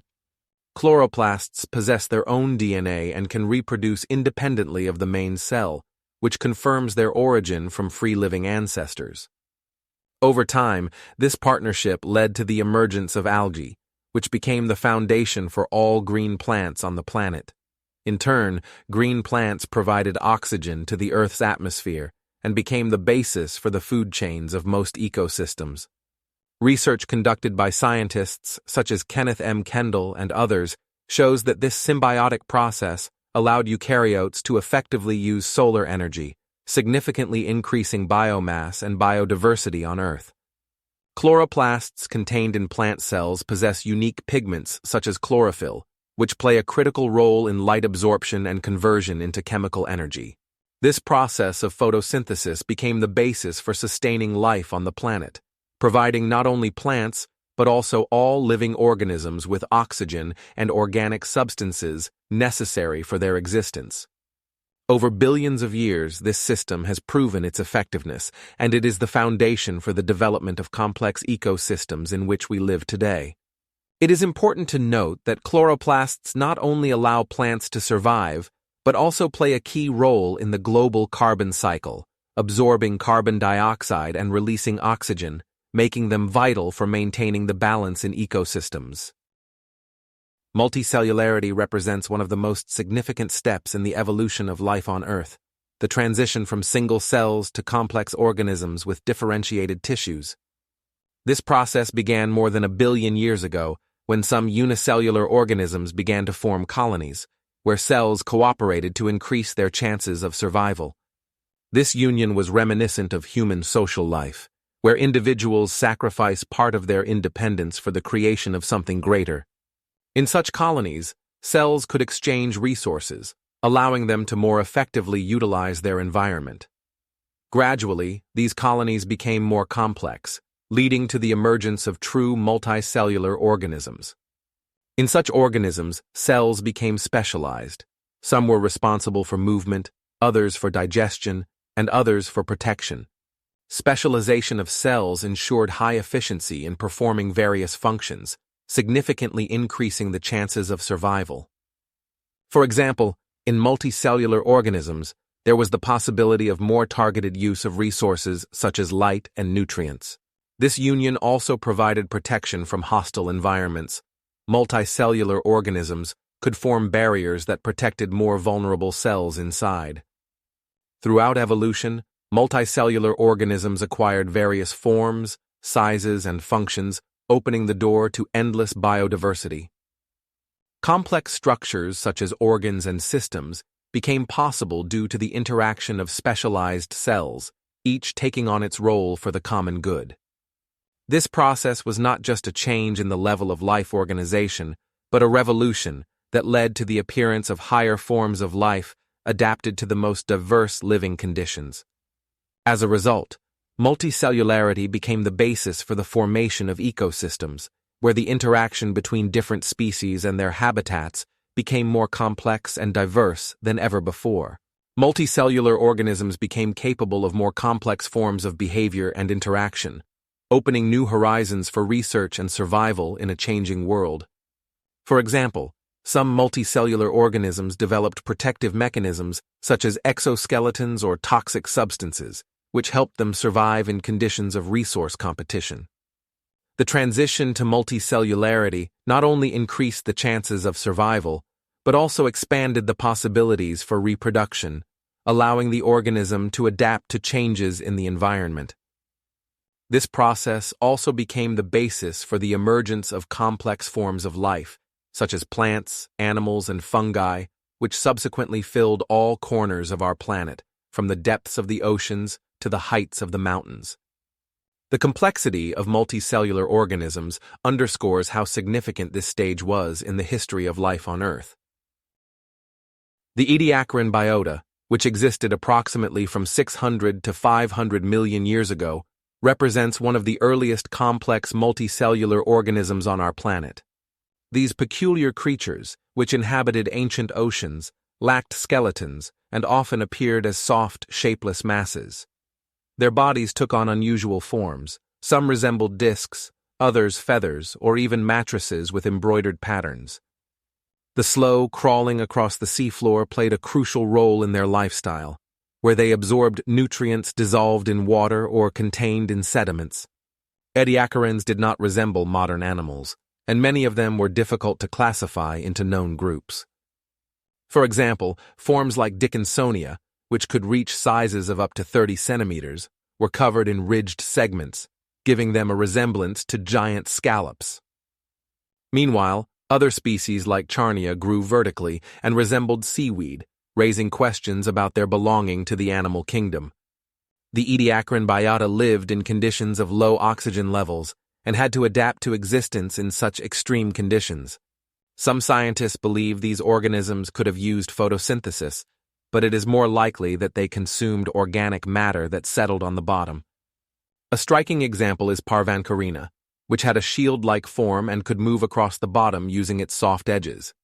These organisms, with their unfamiliar forms, pose many questions for scientists about the origin of multicellular life and how it developed in conditions when Earth was not yet inhabited by modern animals. Preserved in shales and limestones, their remains continue to spark debates about their systematic position and evolutionary significance. The diversity of the Ediacaran biota is such that some species, like Sprigina, had clearly defined segments, indicating early stages of body formation characteristic of later animals. Research continues, and each newly discovered sample can change our understanding of how life adapted and evolved in those distant times. The Ediacaran biota is a testament to the complex interaction between organisms and their environment, in conditions that, at first glance, did not seem conducive to the development of complex life. An example is the analysis of samples found in Australia, where geologists discovered organisms preserved in shales dating back approximately 600 million years, demonstrating an astonishing variety of forms and structures. This underscores how evolution can be unusual and unpredictable, making us wonder what else might be hidden beneath the layers of ancient Earth. The Cambrian explosion, which occurred around 530 million years ago, was one of the most significant periods in Earth's history, when life on the planet experienced a true boom in diversity. During this time, the oceans were filled with numerous new forms of life, including the ancestors of almost all modern animal groups. Over a relatively short period of about 10 million years, evolution seemed to explode, creating organisms with shells, claws, and jaws. This was a remarkable moment when the oceans teemed with a multitude of creatures, from simple marine worms to complex predators like trilobites, which became the symbol of this period. These marine inhabitants had hard exoskeletons that protected them from predators and allowed them to survive in changing environmental conditions. The Cambrian explosion marked the creation of the first complex ecosystems, where there was a significant increase in the number of species and their diversity. For example, during this time, the first arthropods with hard shells, such as ostracods and mollusks, began to occupy various ecological niches. Research shows that during the Cambrian period, the number of species increased to 100,000, which is a remarkable growth compared to the previous millions of years when life on Earth was mainly represented by single-celled organisms. This time also saw the appearance of the first predators, such as Anomalocaris, which could reach a length of 1 meter and had powerful jaws capable of capturing and tearing apart other marine inhabitants. An important aspect of the Cambrian explosion is that it was during this time that nature began actively experimenting with forms and survival strategies, with some organisms developing protective mechanisms and others developing predatory adaptations. This period is also known as the time of experiments, when life on Earth tested various options to determine what works and what doesn't. This led to the appearance of the first vertebrates, such as the ancestors of modern fish, which began to evolve in conditions where competition for resources became increasingly fierce. Studies of fossils found in Cambrian layers show that many of the modern animal groups, including mollusks, arthropods, and vertebrates, began to form during this time. Notably, these changes occurred against the backdrop of global climate changes and increased oxygen availability in the atmosphere, creating ideal conditions for rapid life development. The Cambrian explosion laid the foundation for the further development of complex life forms on Earth, which continue to evolve and adapt to this day. This period marked the end of the era of simple organisms and the beginning of the era of complex ecosystems, where diversity in forms and survival strategies became the norm. The Cambrian explosion left behind a rich legacy that continues to influence biological processes and ecosystems on our planet. Burgess Shale, a unique geological formation located in Canada, is a true window into the Cambrian period. Formed around 500 million years ago, these shales contain an astonishing number of fossils, preserved thanks to exceptional conditions on the floor of an ancient ocean. Unlike most other deposits, these shales not only preserve hard parts of organisms, such as shells and skeletons, but also soft tissues, making these finds particularly valuable to science. The Burgess Shale is home to over 500 species of organisms, many of which have no modern counterparts. Among them are creatures like Anomalocaris, a predator with large eyes and numerous limbs, and soft-bodied organisms like Marella, enigmatic creatures with soft bodies that swam in the waters of the ancient ocean. These discoveries have revolutionized our understanding of early animal evolution. In the 19th century, paleontologist Stephen Jay Gould emphasized that the Burgess Shale provides an incredibly detailed picture of the Cambrian marine ecosystem, showing how the diversity of life forms developed and adapted.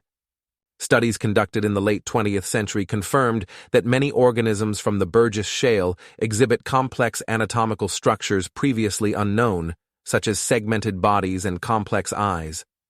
Scientists like Dave Eversley, studying these fossils, were able to not only reconstruct the appearance of ancient animals, but also understand their behavior and ecological roles in ancient seas.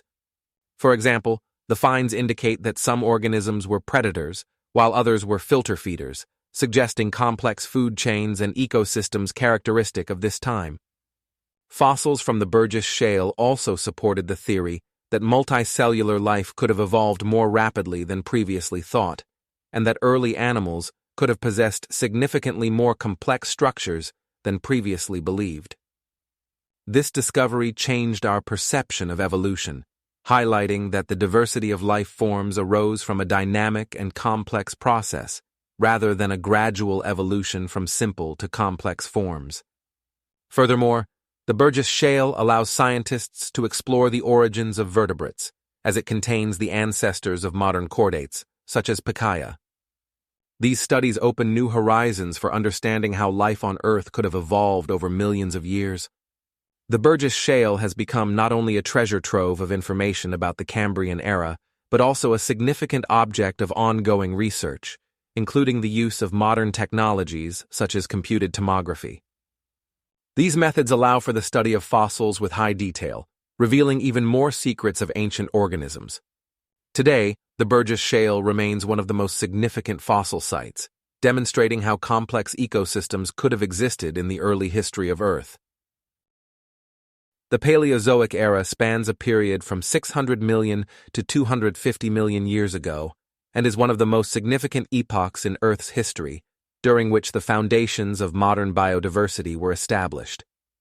This time was a true experiment of nature, where life not only became established in aquatic environments, but also rapidly colonized land, marking a true revolution. During the Paleozoic era, complex ecosystems began to develop both in the oceans and on land, leading to the emergence of new ecological niches. This period is characterized by the growth of life forms diversity, ranging from simple organisms to multicellular creatures such as trilobites and corals that filled the ocean depths. Notably, it was during this time that complex ecosystem structures began to form, where organisms started interacting with each other, creating food chains that facilitated further evolution. For instance, the underwater world became a habitat for various predators, leading to the development of new survival strategies. The appearance of the first terrestrial plants, such as mosses and ferns, laid the foundation for the creation of new ecosystems on land, paving the way for the development of terrestrial animals. These animals, such as early amphibians, began to leave the water, adapting to new living conditions, which became possible due to the development of lungs and limbs. Evolutionary innovations, such as the development of hard skeletons and protective coverings, allowed ancient organisms to successfully compete for resources.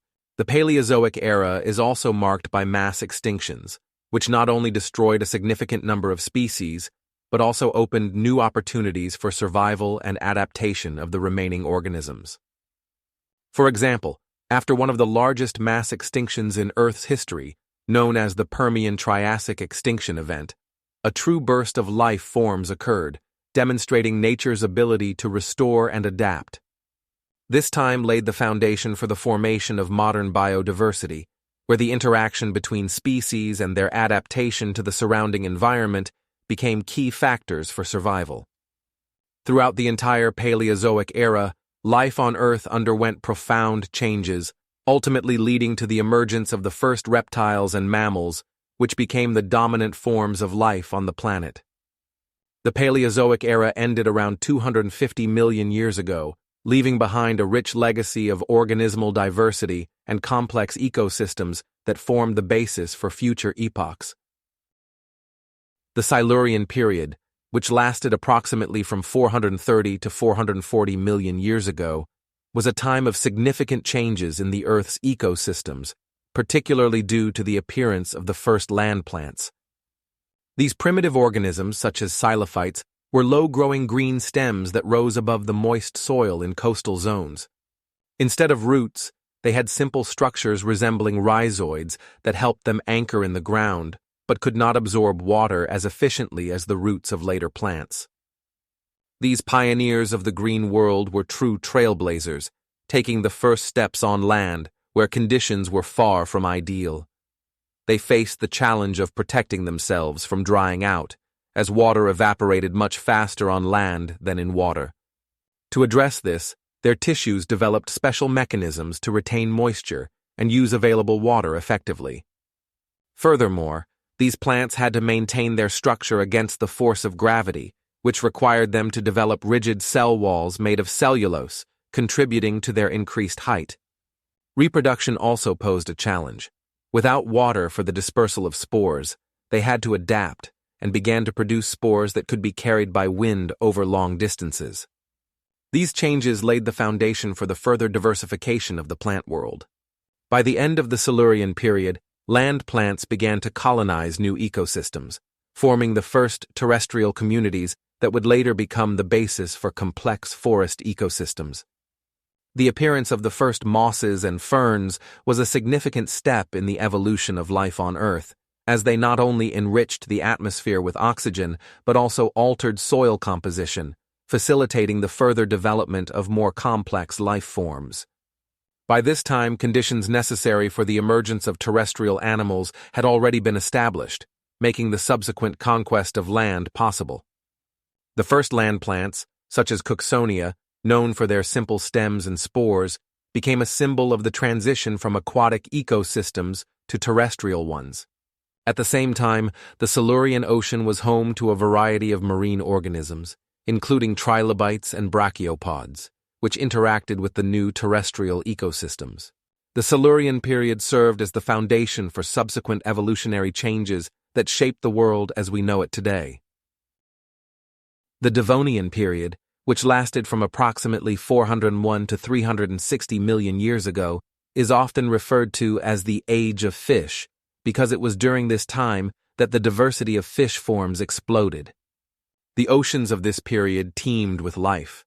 Small fish, covered in bony plates, swam among giant predators like Dunkleosteus, which could reach over 8 meters in length and had powerful jaws capable of crushing the armor of other creatures. No less fascinating were the jawless fish, such as the lampreys, which inhabited freshwater environments, and their predecessors, such as the ostracodermi, which were already adapting to various living conditions. Cartilaginous fish, such as sharks, first appeared during this period, and some species reached significant sizes, making them formidable predators in oceanic ecosystems. Bony fish, which became the most successful group, began to develop various adaptations, including specialized fins and improved respiratory systems, allowing them to occupy different niches in the ecosystems. Ancient coral reefs, which began to form during the Devonian period, were like underwater cities, home to millions of marine creatures, from small shells to large mollusks. These reefs provided shelter and food for a variety of inhabitants, including early starfish and mollusks.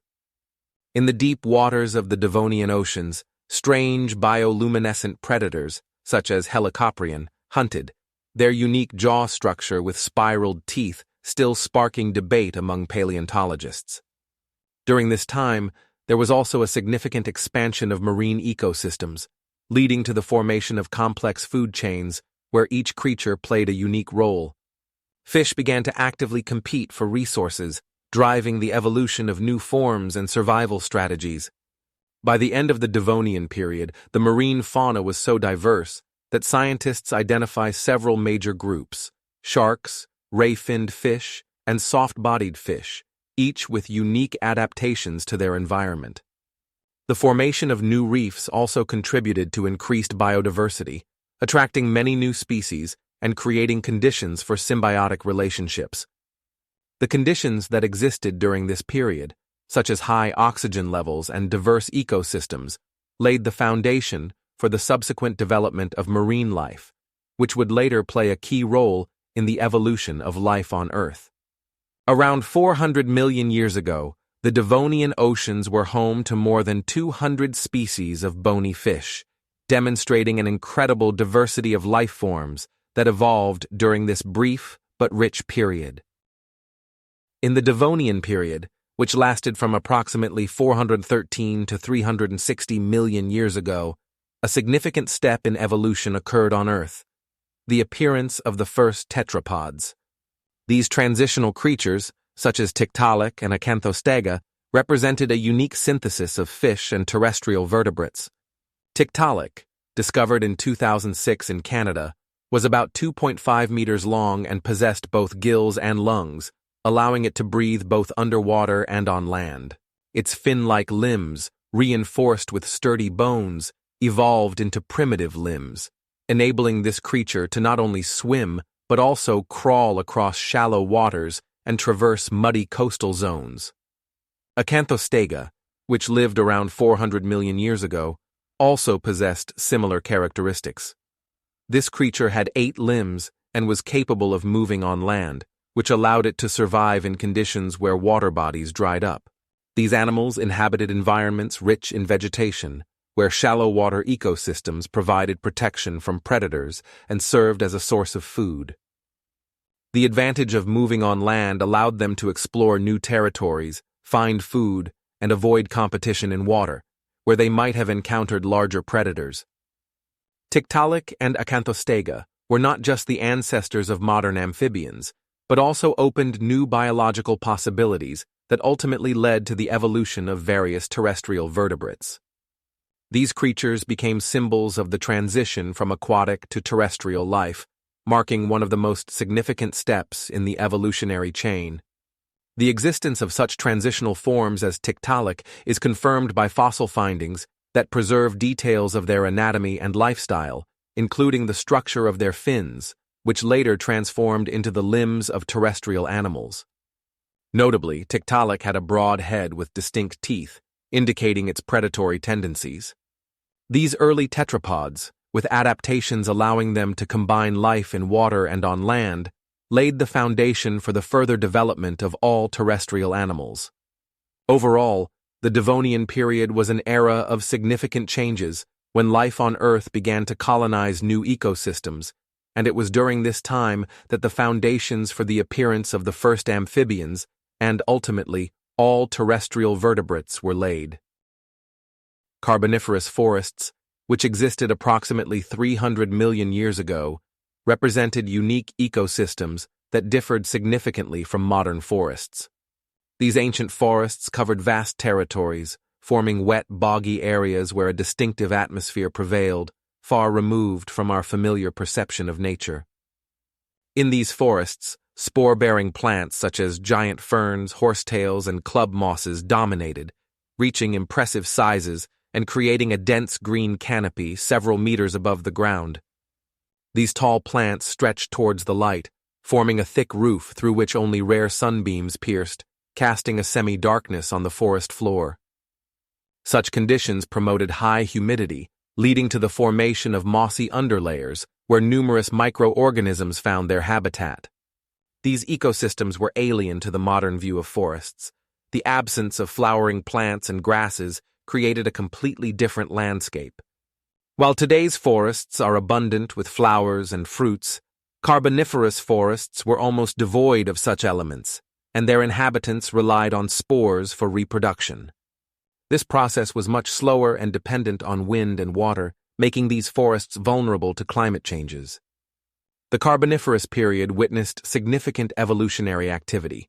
It was then that the first forest ecosystems emerged, which formed the basis for the formation of coal deposits, later becoming a vital source of energy for humanity. These forests not only enriched the planet with oxygen, but also created unique conditions for the emergence of new forms of life, ultimately leading to the diversity of flora and fauna that we observe today. Carboniferous forests, being so unusual and exotic, in fact played a pivotal role in the history of life on Earth, laying the foundations for ecosystems that would develop over millions of years. The height of some ferns could reach up to 20 meters, and their trunks were massive and sturdy, enabling them to withstand strong winds and heavy rainfall characteristic of this period.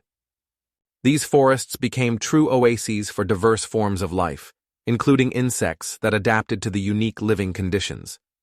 Ultimately, it was due to carboniferous forests that coal deposits formed on Earth, beginning with the remains of vegetation that, over millions of years, became one of the main sources of fuel in human history.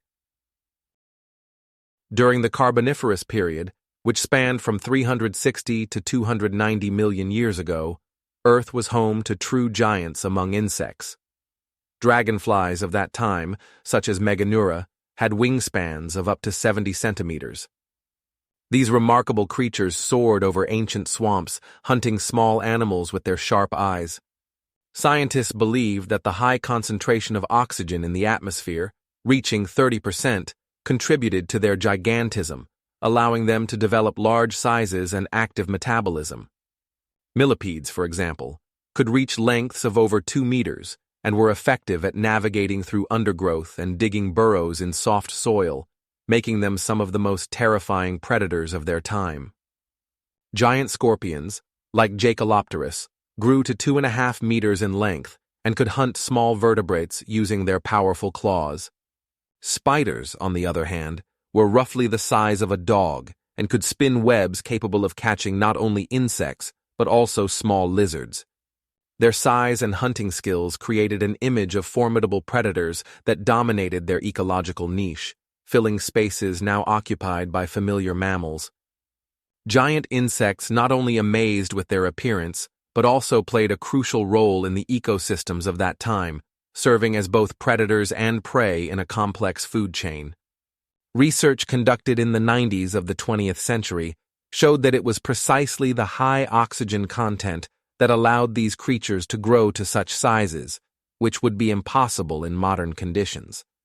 It is worth noting that changes in climate and the decrease in oxygen levels towards the end of the Carboniferous period led to the extinction of these giants, leaving behind only fossils that are now studied by paleontologists to understand the evolution of insects. As a result, it was during this period that the foundations for the future diversity of arthropods were laid, which changed but retained some characteristics of their ancestors. The formation of coal seams occurs as a result of a complex and slow process that takes millions of years. This is primarily due to the remains of ancient plants that fell into swampy soil and did not decompose completely due to the lack of oxygen in the water. This process is known as peat formation. In swamps where the water level is high, the soil lacks oxygen, creating ideal conditions for the accumulation of plant remains. For example, during the Devonian period, which began around 400 million years ago, coniferous forests and ferns grew actively in swampy regions. When these plants died, their leaves, stems, and roots sank into the water, gradually accumulating to form layers of peat. Each new generation of plants, dying, contributed to this process, and gradually, multi-layered coal seams formed. Over time, under the pressure of overlying rocks, peat turned into coal. This process is called coalification and includes several stages, such as the transformation of peat into lignite, then into brown coal, and finally into coal. At each stage, the carbon content increases and the moisture content decreases, making the coal more energy-rich. The coal mines we see today are like time machines, allowing us to extract and use solar energy stored by plants hundreds of millions of years ago. For example, in some regions, such as Pennsylvania in the USA, coal seams date back to around 300 million years ago, when there were vast forests on Earth, about which we can only speculate based on fossil finds. These deposits not only represent a valuable source of energy, but are also evidence of an ancient ecosystem that once existed. The process of coal formation is not just a geological phenomenon. It is a kind of history of how life on Earth changed and adapted, leaving traces that we can study and use today. With each layer we uncover in the mines, we gain the opportunity to look into the distant past of our planet and understand how it evolved. As a result, coal is not just fuel. It is a kind of archive that has preserved information about ancient plants and the climatic conditions in which they grew. The Permian extinction, which occurred around 250 million years ago, was the greatest mass extinction in Earth's history, wiping out more than 95% of all species that existed at that time. At this dramatic moment, Earth's ecosystem was on the brink of collapse, and life as we know it was under threat. When we speak of the Permian extinction, we envision a world where flora and fauna were rapidly disappearing, leaving behind empty ecosystems and lifeless landscapes. This was a period when the sea, once teeming with life, became dark and lifeless, and on land, survival became a true art. At that time, Earth's biosphere was closer to complete annihilation than ever before. We can imagine the oceans, once filled with diverse marine life, now silent. The coral reefs that once thrived were destroyed, and predatory fish and other marine creatures were left without food.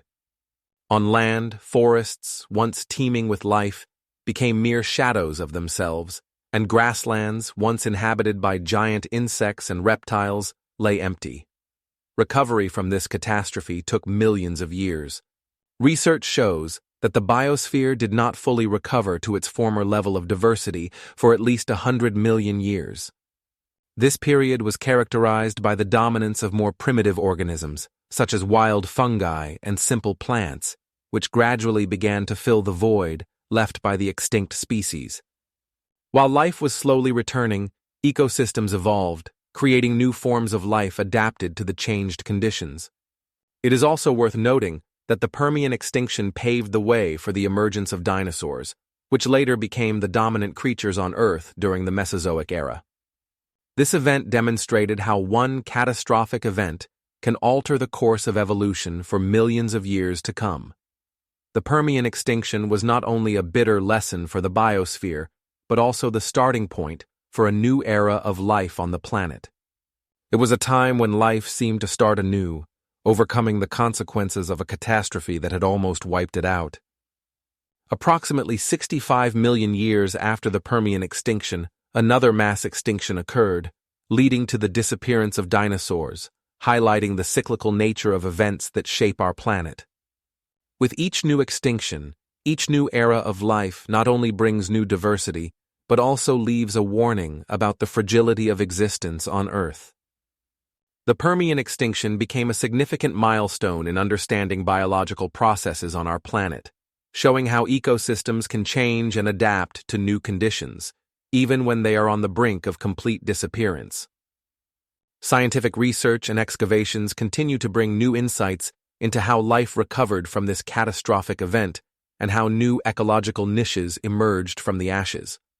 Thus, the Permian extinction remains an important topic for study not only for historians, but also for ecologists researching the evolution of life on Earth. In conclusion, this extinction was not just a catastrophe, but a valuable lesson about how life can adapt and recover, even when everything seems lost. As a result, around 30 million years later, life on Earth once again gained diversity and complexity, filling the planet once more. Siberian traps, formed at the end of the Permian period, represent one of the most powerful volcanic events in Earth's history. These volcanic systems, spanning an area of nearly 1 million square kilometers, are primarily located on the territory of modern Siberia and served as the source of immense lava flows that erupted onto the surface over hundreds of thousands of years. Explosive eruptions, occurring between 250 and 200 million years ago, released colossal volumes of carbon dioxide, sulfur dioxide, and other volatile compounds into the atmosphere. Scientists believe that these catastrophic eruptions significantly increased the level of carbon dioxide in the atmosphere, potentially leading to global warming and climate change. Studies show that the release of sulfur compounds resulted in acid rain, which negatively impacted ecosystems both on land and in the oceans. Hydrological cycles were disrupted, and the oceans became more acidic, causing devastating effects on marine ecosystems, including the destruction of coral reefs and mass extinctions of marine organisms. Siberian traps not only caused abrupt climate changes, but also initiated cascading effects that affected the entire biosphere. Volcanic ash that settled on the Earth could block sunlight, creating conditions for cooling, which exacerbated existing problems. Compared to modern scales, The eruptions of the Siberian traps correspond to a large number of contemporary volcanic activities, but on a significantly larger scale.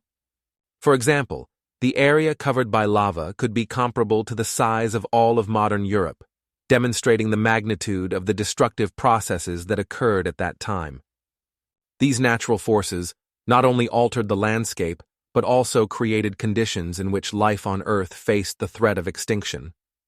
Ultimately, the Siberian traps became a symbol of how volcanic activity can impact the global ecosystem, causing changes that could lead to mass extinctions. The Mesozoic era spans a period of time from 253 million to 66 million years ago and is often referred to as the Middle Age of Earth's history, situated between two major mass extinctions, the Permian and the Cretaceous-Paleogene. This time interval is divided into three periods: the Triassic, the Jurassic, and the Cretaceous. The Permian extinction, which occurred around 250 million years ago, wiped out up to 95% of all marine species and around 70% of terrestrial species. The Mesozoic era marked a time of recovery following this catastrophe. The Triassic period is marked by the appearance of the first dinosaurs, which quickly filled the newly vacated ecological niches. These reptiles, such as Coelophysis, which appeared around 200 million years ago, exhibited remarkable diversity in form and size, ranging from small predators to large herbivores. During the Jurassic period, which lasted from 200 to 150 million years ago, dinosaurs reached their peak diversity. Famous dinosaurs like Apatosaurus, which could grow up to 23 meters in length, and Tyrannosaurus rex, with its powerful jaws and sharp teeth, became symbols of this time. However, the Mesozoic era is not just the age of reptiles. This period saw numerous evolutionary innovations in other groups of organisms. For example, flowering plants appeared in the Cretaceous period around 130 million years ago, radically altering ecosystems. These plants not only attracted pollinating insects, but also provided new food sources for animals, enabling them to adapt and evolve. While dinosaurs dominated the land, in the oceans, marine reptiles like plesiosaurs and ammonites, which are ancestors of modern octopuses and squids, ruled. These organisms developed unique adaptations, such as shells, that allowed them to thrive in complex environments. Continents, which gradually moved during the Mesozoic era, created new ecosystems. For instance, during the early Jurassic period, as Pangaea began to break apart, new marine passages formed, facilitating the exchange of species between different regions. This led to the diversification of marine fauna and flora as organisms adapted to various conditions. It is also notable that during this time, the ancestors of modern mammals and birds evolved. The first mammals, such as Morganucodon, appeared in the Triassic, but their true flourishing occurred later as dinosaurs began to decline. Birds, like Archaeopteryx, in the Jurassic period started to develop feathers and the ability to fly, giving them a competitive edge.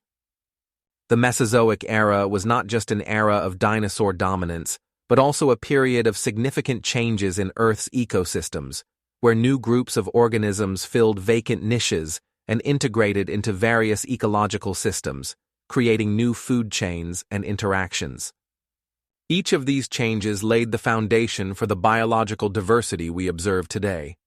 In the end, the Mesozoic era left behind a rich legacy, including numerous fossils and traces that continue to be studied by scientists worldwide.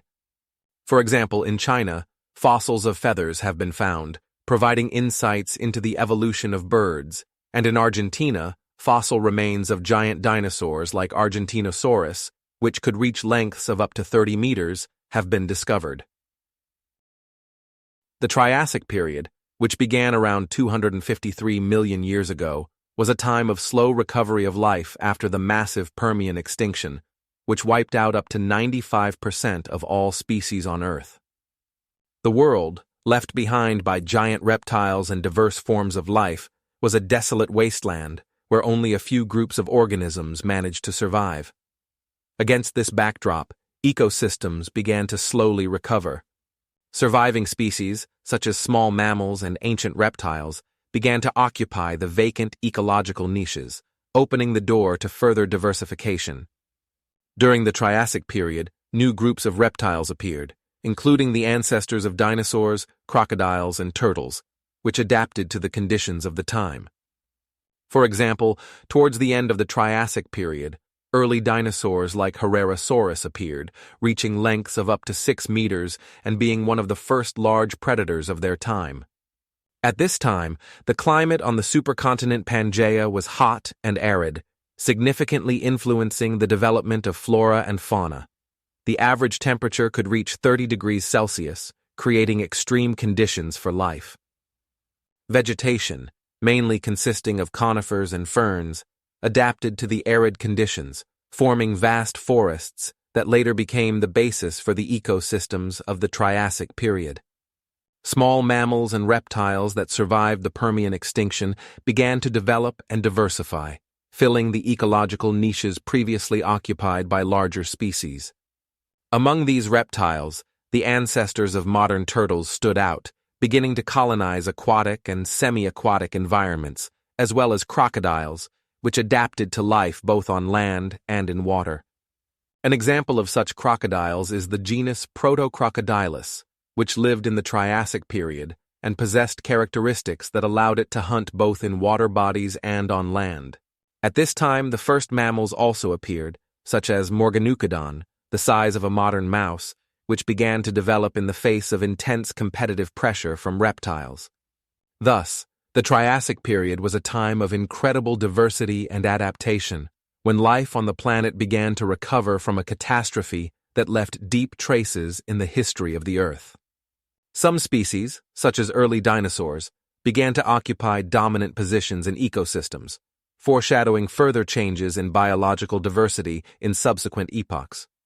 Notably, by the end of the Triassic period, around 200 million years ago, dinosaurs had already begun to occupy key ecological niches, which became the basis for their subsequent dominance in the Jurassic period. Pangaea was an ancient supercontinent that existed around 200 million years ago, at the end of the Permian and beginning of the Triassic periods. This vast landmass united almost the entire Earth's surface, forming a single entity surrounded by the boundless ocean known as Panthalassa. Imagine a gigantic continent stretching for thousands of kilometers, with diverse landscapes ranging from towering mountains to vast plains, from tropical forests to arid deserts. Pangaea was not just a geographical entity, its existence had a profound impact on the planet's climate system. The unification of all the land masses resulted in a more uniform climate with less pronounced regional differences, leading to the creation of immense, flat ecosystems where diverse plant and animal species could freely migrate across the land. The Panthalassa Ocean, washing the shores of Pangaea, formed unique ocean currents that significantly influenced the climate. For instance, warm currents contributed to the creation of a mild climate, allowing ecosystems to develop that are not found in modern conditions. The evolution of life on Pangaea occurred in conditions where many species could move freely between different regions, fostering significant biodiversity in both fauna and flora. The appearance of dinosaurs and other large species became possible due to this unique geographical situation. Pangaea's existence continued until the beginning of the Jurassic period, when the continent began to break apart into separate parts, leading to the formation of today's continents. This process lasted millions of years and significantly altered both the geography and climate of the planet. It is important to note that the breakup of Pangaea served as a catalyst for the formation of new ecosystems, as the isolation of continents created unique conditions for evolution.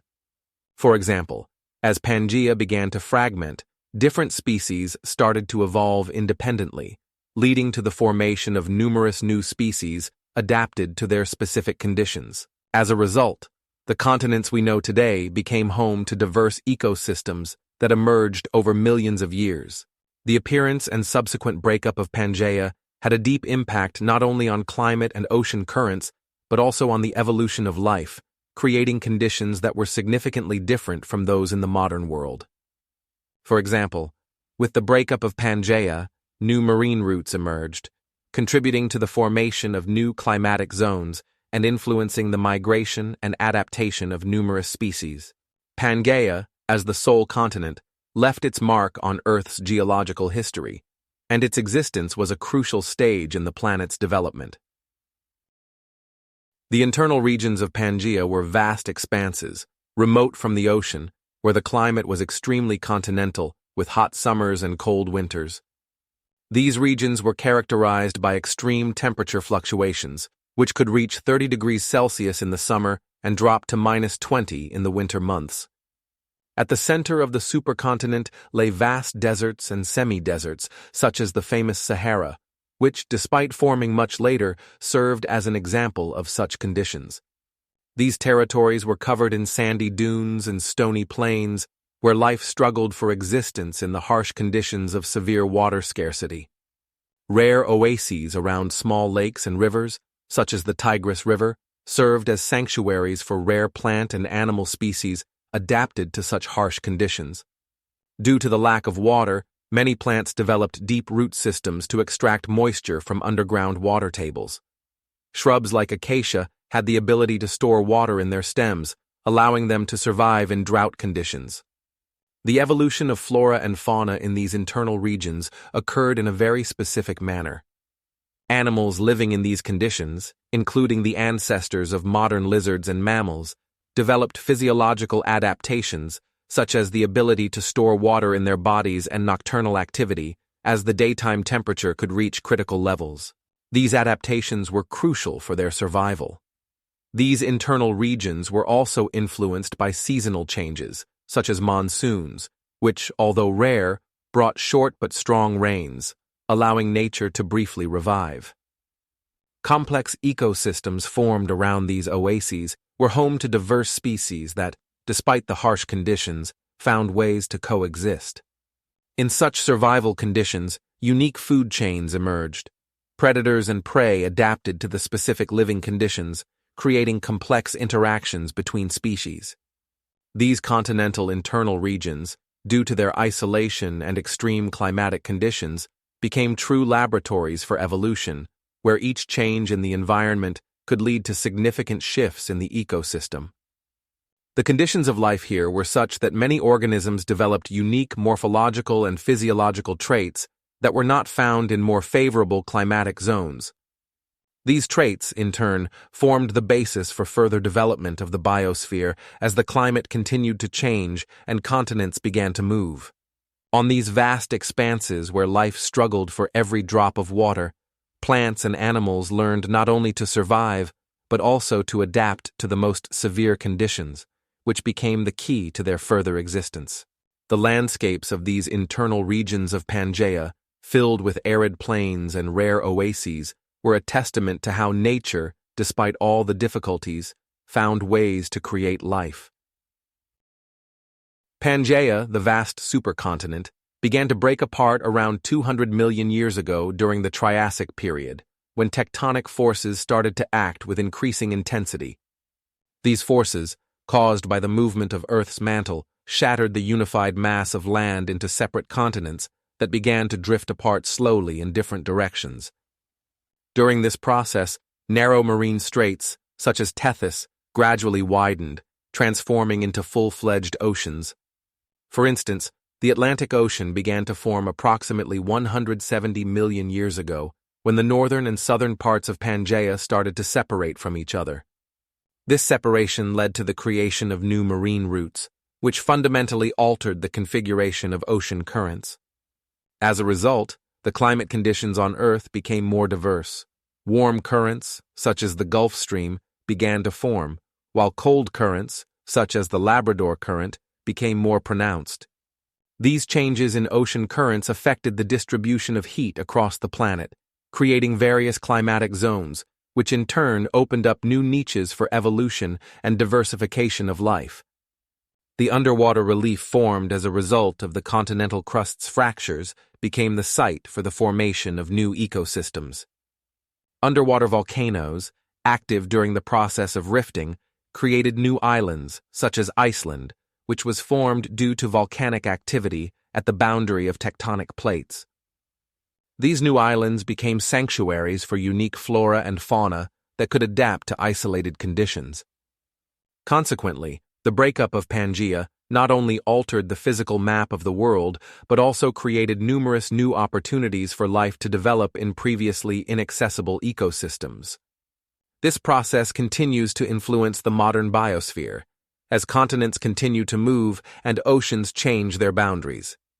For example, the rift between Eurasia and North America currently measures around 3 centimeters per year, clearly illustrating the ongoing process of tectonic dynamics. The Jurassic period, which lasted from 230 to 155 million years ago, was an era of dinosaur dominance, when these reptiles held the dominant position among terrestrial vertebrates. During this time, Earth's ecosystems were formed, hosting a variety of life forms.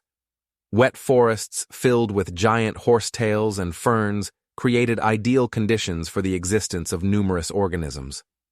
The height of horsetails could reach more than 20 meters, and their roots strengthened the soil, creating a rich ecosystem where small mammals could hide from predators. Stable cycads and ginkgos, which also thrived during the Jurassic period, played a significant role in the ecosystem, serving as food for many herbivorous dinosaurs. At that time, the planet had vast plains where herds of sauropods, such as Brachiosaurus, up to 24 meters long, roamed in search of food. These giants, with their long necks, could reach the tops of trees, providing them with access to green foliage. Smaller species, such as Stegosaurus, with its characteristic bony plates along its back, also inhabited these ecosystems. Coastal swamps and lagoons, including extensive shallow waters, provided ideal habitats for marine reptiles like plesiosaurs and ichthyosaurs, which hunted fish and other marine creatures. While dinosaurs dominated the land, the understory of forests hid tiny mammals, such as Triassic millipedes, which began to evolve into more complex forms of life. These mammals, no larger than 10 centimeters, used the night to search for food, avoiding encounters with large predators like Tyrannosaurus rex, which appeared later but whose predecessors, such as Albertosaurus, hunted other dinosaurs. Dinosaurs of this period adapted to a wide range of ecological niches, from carnivores to herbivores, and provided numerous food chains. The Jurassic period also saw significant changes in climate, which became warmer and more humid, promoting the growth of flora and fauna. One of the most significant events was the appearance of the first flowering plants, which began to compete with horsetails and ferns. These changes led to an increase in insects, which pollinated new plant species, thereby expanding the ecological possibilities for many animals. At that time, Earth was also home to predators like Dilophosaurus, which had the unique ability to spray toxic substances to paralyze its prey. Thus, the Jurassic period was a true kingdom of dinosaurs and their ecosystems, where each species played its role in the complex web of life. Scientific works, such as the research of Professor Dan Jonas, confirm that it was during this period that dinosaurs reached their highest diversity, with more than 200 known species living simultaneously on the planet. Archaeopteryx is a remarkable creature that played a crucial role in the evolutionary chain between reptiles and birds. Its size is comparable to a sparrow, with a body length of about 50 centimeters and a wingspan of approximately 1 meter. Archaeopteryx exhibited both dinosaur-like and bird-like characteristics. For instance, its jaws were equipped with teeth, indicating reptilian ancestry, while its wings were covered in feathers, a sign of avian evolution. The long bony tail, typical of many dinosaurs, also distinguished Archaeopteryx from its more modern relatives. A key feature of its anatomy was the uncinate process, which supported the wings and may have aided in flight control. Research shows that Archaeopteryx inhabited the forests of the Jurassic period, where it could glide from tree to tree, maneuvering among branches, and likely made short flights to avoid predators or find food. Its diet probably consisted of insects and small animals, as evidenced by food remains found in its remains. The first Archaeopteryx fossils were discovered in 1859 in Germany, when a famous specimen was found, becoming the first known fossil to exhibit a transitional form. These discoveries provided one of the key pieces of evidence for the theory of evolution, demonstrating how one group of animals gradually transformed into another. Archaeopteryx became a symbol of evolution, as its features clearly indicate how birds could have evolved from dinosaurs. Scientists like Professor Richard Bennett emphasize that studying Archaeopteryx helps us understand not only physical changes, but also adaptation to new living conditions. This species served as a bridge between two kingdoms of nature, illustrating how living organisms evolve under the influence of their environment. Archaeopteryx research continues, and new findings, such as bone and feather fragments, help scientists gain a deeper understanding of its lifestyle and role in the Jurassic ecosystem. The true greatness of Archaeopteryx lies in its confirmation that evolution is not a linear process, but a complex and multifaceted picture where each link has its significance. The Cretaceous period was the final stage of the Mesozoic era, spanning a time of significant geological and biological changes on Earth. During this time, continents continued to drift apart, and the planet experienced large-scale tectonic processes. For instance, the Atlantic Ocean expanded, creating new marine routes and altering the climate. Sea levels reached record highs, resulting in extensive shallow seas that covered many continents and fostered the development of unique ecosystems. This was an era when new groups of organisms emerged, including diverse forms of flora and fauna that adapted to changing conditions. Evolutionary innovations were astonishing. Plants began to actively develop flowers and seeds, enhancing their spread, while various groups of dinosaurs exhibited remarkable diversity in form and size. Concurrently, new predators and herbivores appeared, leading to complex interactions within ecosystems. The Cretaceous period is also known for the rise of the first mammals, which began to occupy new niches in the ecosystem. However, this final phase of the Mesozoic era ended with one of the most famous mass extinctions in Earth's history, occurring around 65 million years ago. This sudden change in climate and catastrophic events, such as the impact of a large asteroid, led to the disappearance of more than 75% of all species on the planet. This cataclysm marked a turning point in Earth's history, ushering in a new era where mammals, due to their adaptability, began to dominate the planet. The Mesozoic Sea, which existed around 100 million years ago, covered vast areas of today's continents, flooding low-lying regions and creating ideal conditions for the development of marine life. At that time, the level of the world ocean significantly rose, forming shallow marine basins that stretched from the poles to the equator. These warm, life-rich waters were a true paradise for various marine organisms. Here, ammonites thrived, reaching sizes of several tens of centimeters, and belemnites, resembling modern squids but possessing a hard shell, which allowed their fossils to be exceptionally well preserved to this day. Marine reptiles such as plesiosaurs and ichthyosaurs swam in these waters, hunting fish and other inhabitants, while primitive bony fish began to develop, adapting to diverse conditions. The seabed of these basins was covered with white calcareous mud composed of the skeletons of microscopic organisms like radiolaria and foraminifera, which, upon dying, settled on the bottom and over time turned into limestone, giving the entire Mesozoic era its name. This calcareous mud was formed through the continuous deposition of organic remains, creating thick layers that can now be found as limestones and chalk deposits. Famous chalk deposits, such as those in Crimea or southern England, demonstrate the impressive power of these deposits, reaching thicknesses of several hundred meters in places. During this time, enormous reefs also formed, similar to modern coral reefs, supporting a rich biodiversity and providing shelter for numerous organisms. Comparing the Mesozoic Sea to modern tropical seas would not be an exaggeration. It teemed with life, and its ecosystem was incredibly diverse and complex. Studies of fossils conducted by scientists like Alfred Ruys and others have helped to better understand the marine biosphere of that time and its evolution.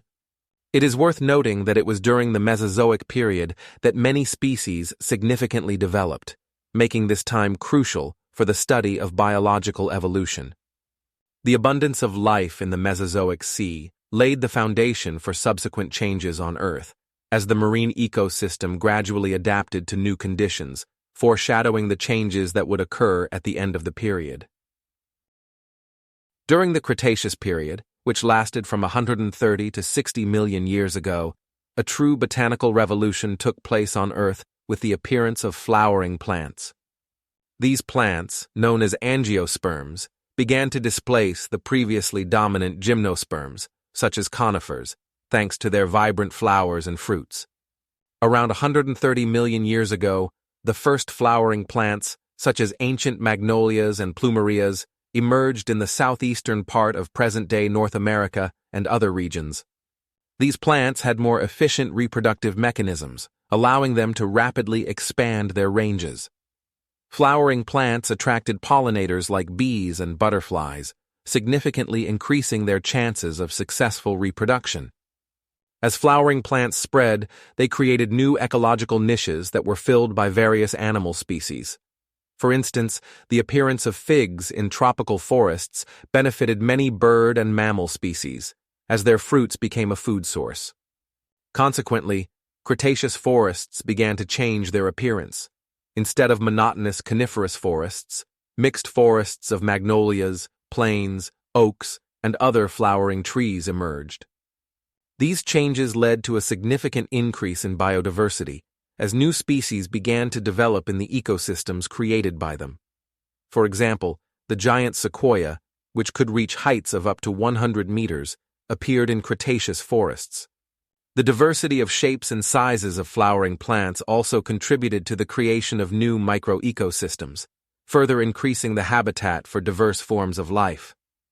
By the end of the Cretaceous period, flowering plants had already taken dominant positions on all continents, forming new landscapes and ecosystems that became the foundation for the further evolution of flora and fauna on Earth. The appearance of flowering plants not only changed the planet's appearance, but also laid the foundation for future ecosystems, in which their descendants still reign. This period also saw the first evidence of symbiosis between plants and insects, which allowed flowering plants not only to survive, but also to thrive in various conditions. On the border of the Paleogene period, approximately 66 million years ago, Earth was struck by a catastrophe that is hard to even imagine. An asteroid with a diameter of about 10 kilometers collided with the planet on the territory of the present-day Yucatan Peninsula, leaving behind a crater known as Chicxulub, with a width of more than 130 kilometers. The impact was so powerful that it caused a blinding flash of light that could have been seen from hundreds of kilometers away. The energy released in the collision was equivalent to billions of atomic bombs, leading to the instantaneous vaporization of rock formations and the ejection of billions of tons of dust and ash into the atmosphere. As a result, a gigantic tsunami was formed, with waves reaching hundreds of meters in height, sweeping everything in its path and flooding coastal areas. This was just the beginning of an ecological catastrophe that unfolded over the following days and months. Massive forests ignited in global fires caused by the heat from the impact, and in many places on the planet, a nuclear winter began. Sunlight was blocked by dust clouds, leading to a sharp drop in temperature. Plant life, dependent on photosynthesis, began to die, and soon ecosystems were on the brink of collapse. Acidic rains, caused by carbon and sulfur emissions, destroyed soils and water bodies, exacerbating the situation. As a result of this catastrophic event, approximately 75% of all species on Earth, including insects and dinosaurs that had dominated the planet for more than 100 million years, became extinct. Giants like Tyrannosaurus and herbivorous dinosaurs like Triceratops disappeared, leaving behind a dark legacy that led to a new era for life on Earth. This mass extinction was one of the most significant events in the planet's history, paving the way for mammals, which later took over the ecosystems previously occupied by dinosaurs.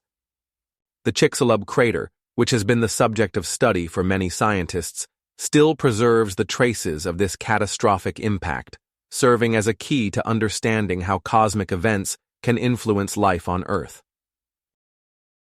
The Cenozoic era spans a period that began approximately 66 million years ago and continues to the present day, representing an epoch in which life on Earth has undergone significant transformation. This era, often referred to as the Age of Mammals, marks the time when ecological niches vacated by the disappearance of dinosaurs began to be filled by new groups of organisms. The Cenozoic is divided into three main periods: Paleogene, Neogene, and Anthropocene, each characterized by unique climatic conditions and biological changes. The Paleogene, which began around 66 million years ago, was a time when flowering plants began to spread across the planet, becoming the dominant type of flora. The appearance of mammals in the Paleogene was a pivotal moment as they began to evolve into various forms, adapting to different conditions and occupying previously uninhabited ecological niches. For example, the ancestors of modern elephants and whales began their journey towards diversity and specialization during this time. The Neogene, which began around 23 million years ago, is marked by further development of mammals, as well as the flourishing of birds and insects.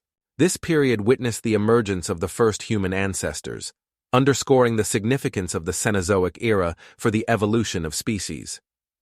In the Anthropocene, which began around 2 million years ago, the climate continued to change, and mammals, including humans, adapted to the new conditions. Steppes and forests became dominant landscapes, providing new resources for life. This was also a time of massive species migration, leading to interactions and competition between different groups. The Cenozoic era demonstrates how life on Earth recovers and diversifies after catastrophic events, forming the ecosystems we observe today. Ecological niches previously occupied by dinosaurs are now filled by mammals, birds, insects, and flowering plants, making the Cenozoic one of the most productive and diverse periods in the history of the planet. This period also laid the foundation for modern ecosystems, in which mammals, birds, and plants continue to evolve and adapt. Today, the Cenozoic era serves as an example of how life on Earth can change and adapt in response to environmental changes. For instance, the number of known species of flowers has increased from a few thousand at the beginning of this era to millions today, showcasing the incredible diversity achieved over millions of years. The Paleocene is a period that began approximately 65 million years ago, immediately following the mass extinction of dinosaurs, and lasted for about 10 million years. During this time, Earth experienced an extraordinary explosion of mammalian diversity, as mammals began to occupy ecological niches left vacant by the giant reptiles. This era can be characterized as evolutionary experiments, during which small, primitive mammals began to actively adapt to various environmental conditions. For instance, pantodonts were a remarkable group of mammals, the size of modern pigs, with powerful jaws and large teeth, which were likely used for crushing vegetation. These creatures, which lived in North America and Europe, were among the first mammals to begin exploring the plant world after the disappearance of herbivorous dinosaurs. On the other hand, mesonychids were carnivorous mammals that resembled modern wolves, but had much longer legs and narrower skulls, allowing them to move quickly through forests and hunt other animals. While mesonychids were evolving, multituberculates, with their peculiar forms, occupied their niches in ecosystems where they could be both herbivores and carnivores. Multituberculates had distinctive bumps on their bodies, which may have served for protection from predators or for thermoregulation. These groups of mammals, which today seem strange and lack modern counterparts, demonstrated a wide range of forms and adaptations, but many of them proved unsuccessful and soon disappeared, giving way to more specialized forms that could more effectively utilize available resources. For example, in the Paleocene, various types of rodents began to adapt to life in trees and on the ground, which later led to the diversity of modern mammals. These evolutionary experiments of mammals in the Paleocene laid the foundation for further evolution, which resulted in the appearance of more complex forms of life. At this time, the Earth's climate was gradually becoming warmer, which facilitated the flourishing of vegetation and, consequently, an increase in the number of mammalian species. Changes in temperature led to mammals migrating to new regions, where they found new sources of food and suitable living conditions. For example, in Europe, the first ancestors of modern elephants and whales began to occupy new ecological niches, leading to further diversification of mammals in subsequent epochs. The formation of the Himalayas is one of the most impressive examples of mountain building in the Cenozoic era, which began around 50 million years ago when the Indian tectonic plate, moving north at a speed of several centimeters per year, collided with the Eurasian plate. This collision began as a result of continental drift and led to powerful tectonic processes that continue to this day. As a result of this slow but inexorable contact, the Earth's crust was deformed and uplifted, ultimately leading to the formation of a mountain range that reaches heights of more than 8 kilometers above sea level. During this process, enormous amounts of energy were released, causing earthquakes, some of which were devastating and altered the landscape of the region.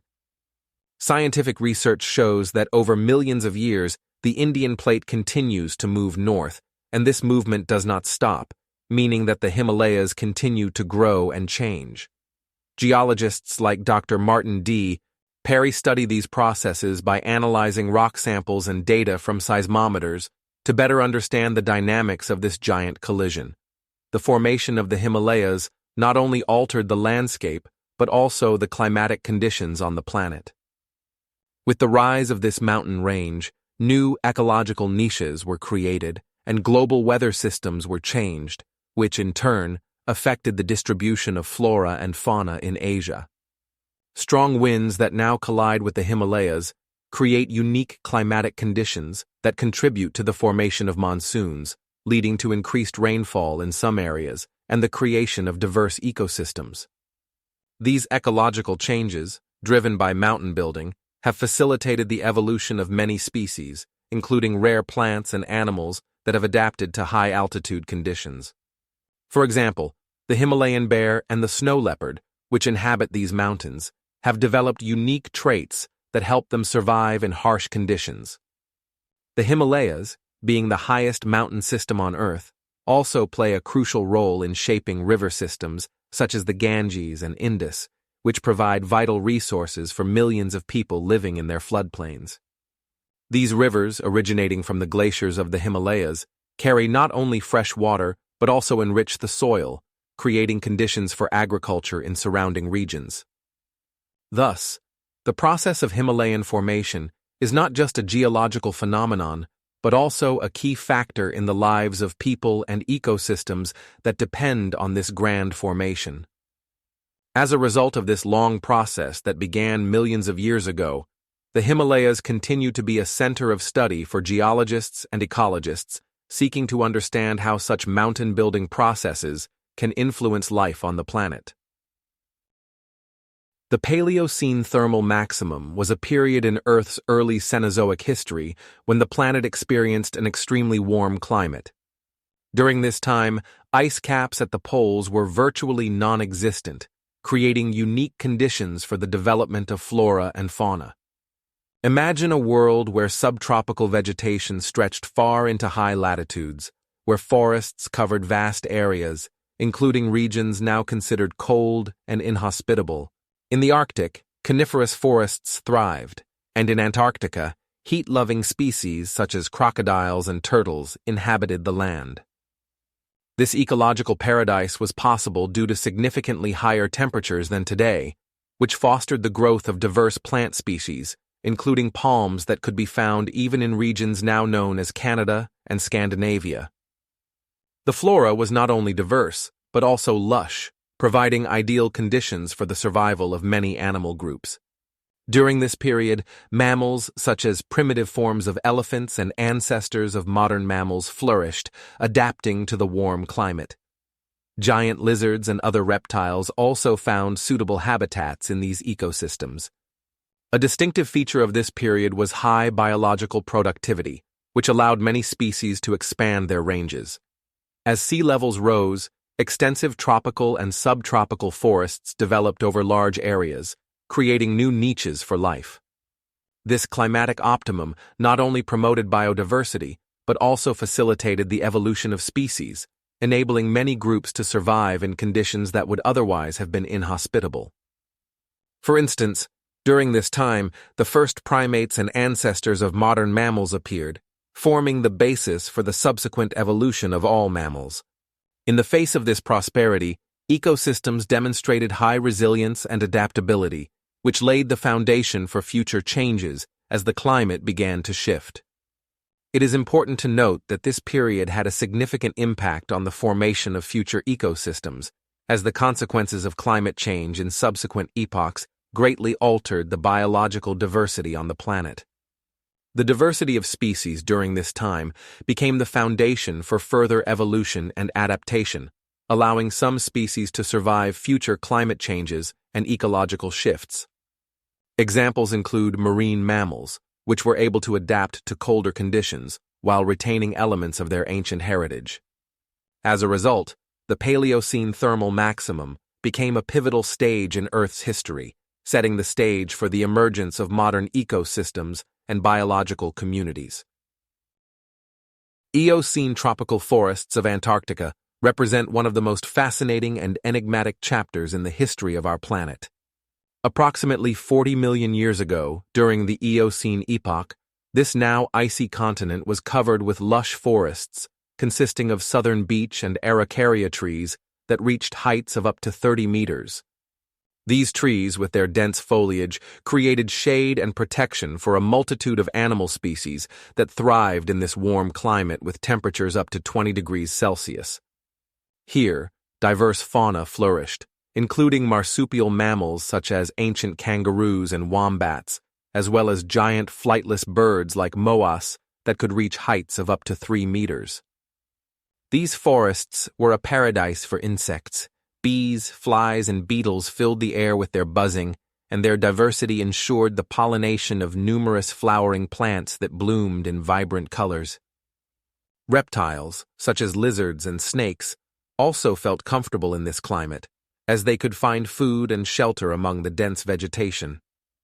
From an ecosystem perspective, Eocene forests of Antarctica were part of a broader system connected with similar tropical regions on other continents, allowing for the exchange of species and genetic material. This leads to a paradox. Today, Antarctica is a desert, buried under a kilometer of ice, where the average temperature fluctuates around -30 degrees Celsius.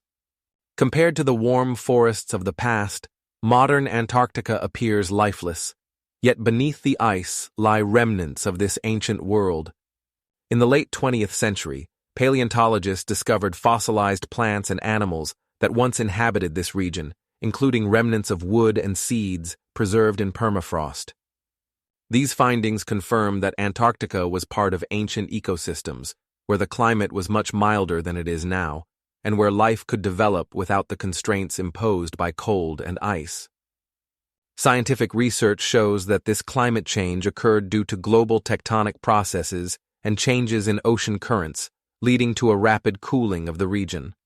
As a result of this historical shift, Antarctica lost its rich biodiversity and became one of the harshest continents on Earth. There are even theories that over time, some species of marsupial mammals that lived in these forests could have migrated to other continents, such as Australia, leaving their traces in the evolution of modern species. It is interesting that currently, scientists continue to study ice cores extracted from the depths of Antarctica, which may shed light on the climate changes that occurred millions of years ago and on how life on Earth adapted to such changes. The appearance and evolution of cetaceans is one of the most fascinating examples of the transformation of terrestrial mammals into fully aquatic creatures.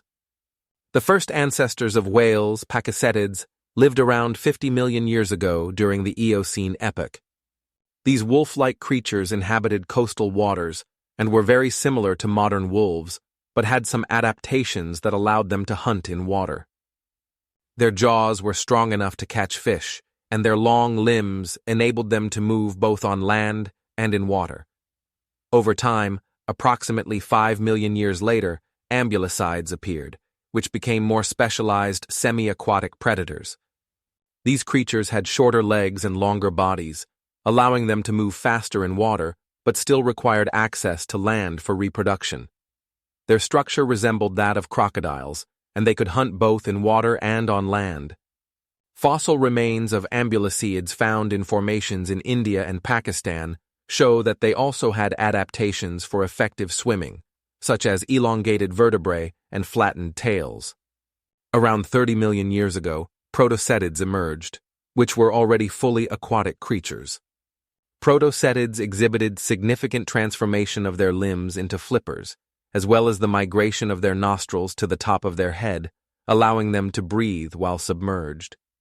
These changes made them more efficient swimmers, reflecting their full transition to an aquatic lifestyle. Fossils found in Egypt and other regions show that protocetids had well-developed flippers and an aerodynamic body shape, making them ideal for life in the ocean. Modern whales and dolphins, which appeared around 20 million years ago, are the result of these long evolutionary changes. Their bodies reached enormous sizes, with some species, such as the blue whale, reaching lengths of up to 30 meters and weighing up to 88 tons. Fossil remains show how the size of their limbs gradually decreased and adapted into flippers, as well as changes in the structure of their skull, allowing whales to develop unique echolocation abilities.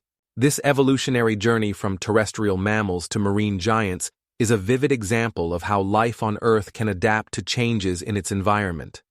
Scientific research, including DNA analysis and the study of fossils, continues to enhance our understanding of the process of cetacean evolution. For instance, recent findings show that some ancient whales could have had hair, indicating their terrestrial origin.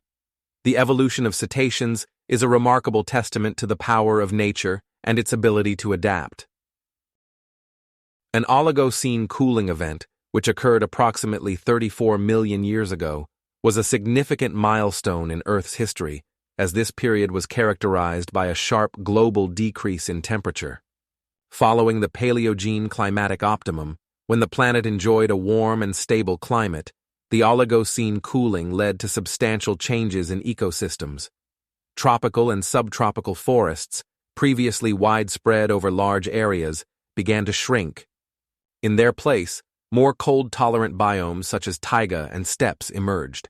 This climate change did not just affect the plant world, but also had a profound impact on animals. Many species that could not adapt to the new conditions began to go extinct, while others evolved to survive in the new realities. For example, among mammals, there was a shift to larger sizes and changes in dietary habits. The evolutionary trajectories of many plant groups also changed. Woody plants began to dominate in colder regions, while grasses became prevalent on open spaces. This cooling event served as a catalyst for the formation of modern ecosystems, where various biomes coexist and interact with each other. A notable fact of this period is that the Oligocene cooling laid the foundation for the formation of future climatic regimes that would shape the Earth's appearance for millions of years to come.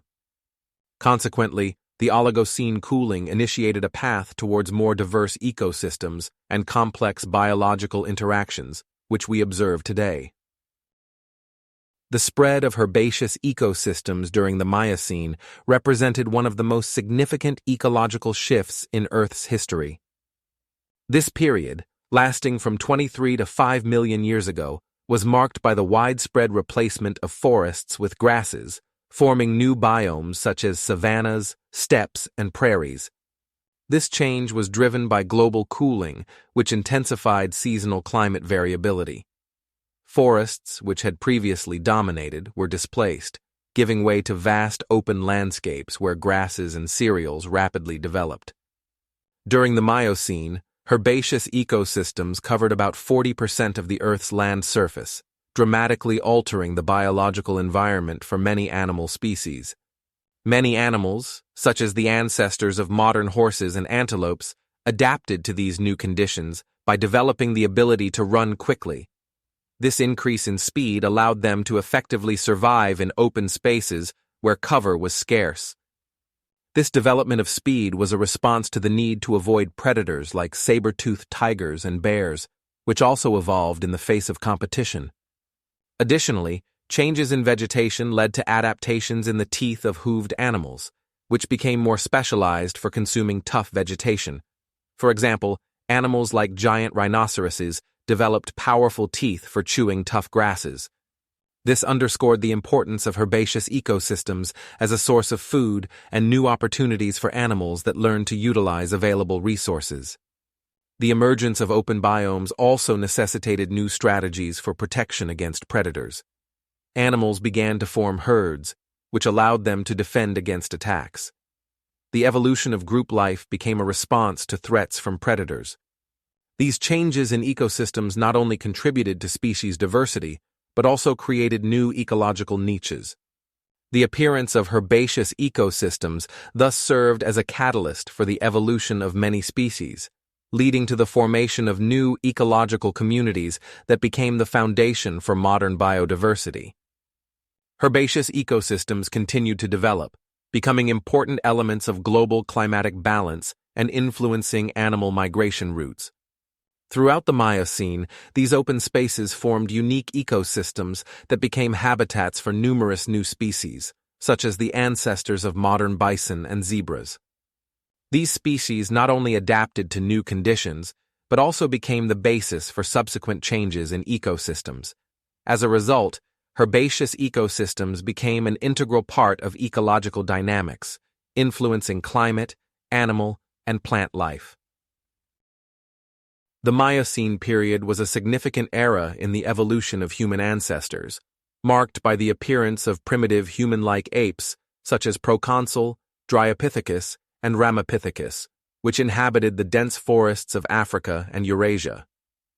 Proconsul, which lived around 21 million years ago, represents one of the earliest forms of human-like apes. Its remains were found in Uganda and Kenya, and scientists believe it possessed traits of both modern apes and early hominids.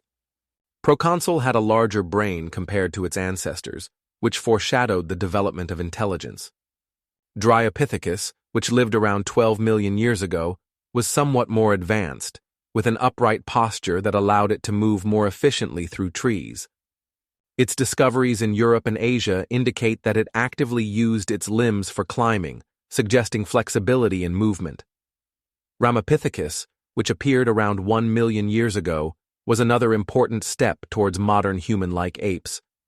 Its remains were found in India and Pakistan, and it differed from its predecessors by showing signs of omnivory.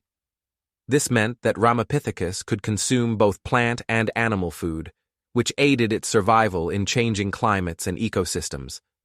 These primitive human-like apes lived in tropical forests that were much more extensive than today, providing abundant food and shelter. The Miocene also saw the divergence of evolutionary lines leading to modern human-like apes and humans. Scientists believe that it was during this period that our ancestors began to develop unique traits, such as tool use and social interaction. Around 8 million years ago, due to climate change, some of these apes began to descend from the trees, marking a crucial step in their evolution. Upright walking, which developed in hominids, freed their hands for tool use, becoming a key factor in their further evolution. Against this backdrop, forests began to give way to open spaces, creating new ecological niches. These conditions facilitated adaptation and survival, ultimately leading to the emergence of new species. The Miocene was an epoch when nature experimented with life forms, laying the foundation for the diversity of primates, including Homo sapiens. The remains of Dryopithecus found in Portugal show that these creatures could reach a height of 1 meter, allowing them to be more mobile in dense forests. The Pliocene is a period of the late Cenozoic era, during which the climate and geography of Earth began to take on features familiar to modern humans. At this time, the continents had already assumed nearly their current positions, creating unique conditions for the formation of various ecosystems. For instance, the increase in land area in the Bering Strait region allowed animals to cross it, facilitating the migration of species between North America and Eurasia. The landscapes of the Pliocene were diverse, including vast grasslands, forests, and mountainous regions where modern biomes such as tropical forests and steppes were developing. This was a time when many groups of animals and plants began to take on recognizable forms. For example, the modern flora and fauna began to form, allowing the ancestors of modern mammals to adapt to new conditions. The Pliocene served as a crucial transitional stage between the warm Miocene and the cold Pleistocene, marking the beginning of changes that would lead to the Ice Ages. The growth of continental ice sheets in Antarctica and Greenland signaled the preparation of the biosphere for upcoming climate changes. During this time, significant changes in sea levels were observed, caused by temperature fluctuations and the volume of ice sheets. These changes created new ecosystems and influenced the distribution of species. For example, as a result of climate change and sea level fluctuations, some populations became isolated, leading to their evolution into new species. The Pliocene was also a time of significant geological changes, such as the uplift of the Himalayas, which altered atmospheric currents and consequently global climate conditions. The stages of the Pliocene were pivotal in shaping the modern ecosystems and species that we observe today. As a result of this period, the evolution of animals and plants became more complex and diverse, preparing Earth for the challenges that the Pleistocene would bring. Large mammals, such as the ancestors of modern elephants and horses, evolved in response to changes in their habitats. For example, in America, species such as megatherids and giant sloths actively developed and adapted to diverse climatic conditions.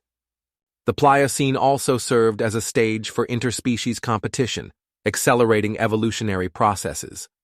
During this period, marine ecosystems were actively developing, with new fish and marine mammal species occupying their niches, adding further diversity to the biosphere. Significant changes also occurred in the plant world, with the appearance of various grass species, which led to the expansion of pastures for large herbivores. These changes in ecosystems were so profound that they formed the basis for future interactions between species in the face of changing climates. The Messinian crisis of salinity, which occurred approximately 6 million years ago, was one of the most dramatic events in the history of the Mediterranean Sea. This period was characterized by the complete separation of the sea from the Atlantic Ocean through the Strait of Gibraltar, leading to its almost complete drying up.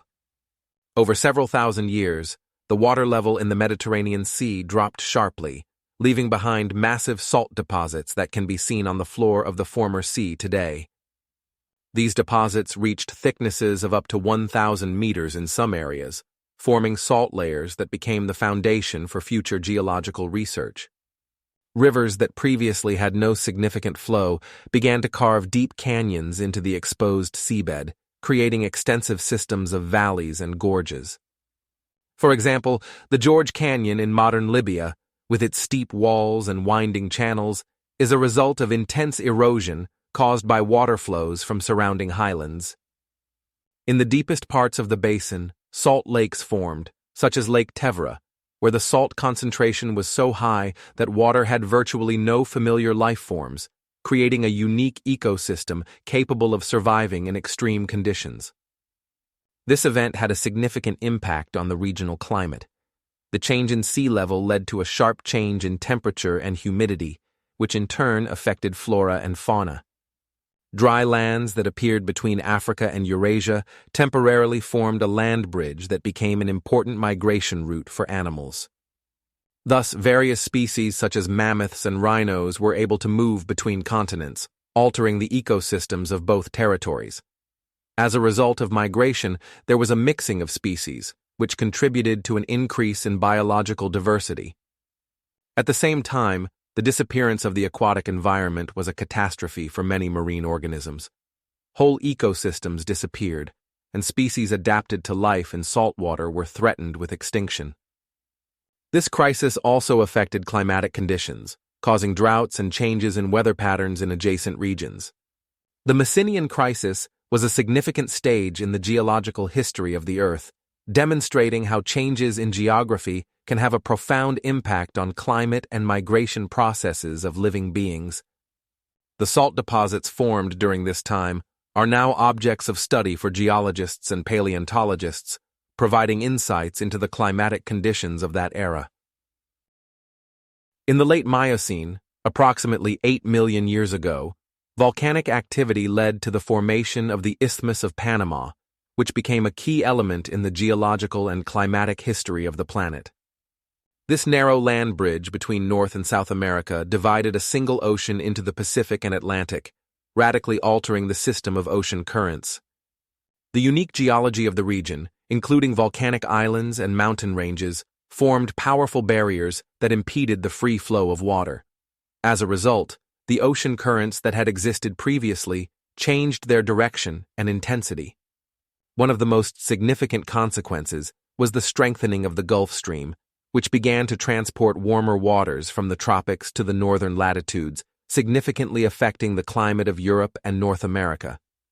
On the southern side of the isthmus, a new circulation of water masses formed, contributing to the development of cold currents, such as the Peru Current, which influenced the ecosystems of the Pacific Ocean. These changes in ocean currents served as a catalyst for global cooling in the Northern Hemisphere, ultimately leading to the onset of the Ice Age. The shift in temperature regimes and new climatic conditions influenced flora and fauna, forcing biological species to adapt to the new living conditions. For example, as a result of climate change, some mammalian species migrated from South America to North America, leading to significant evolutionary changes.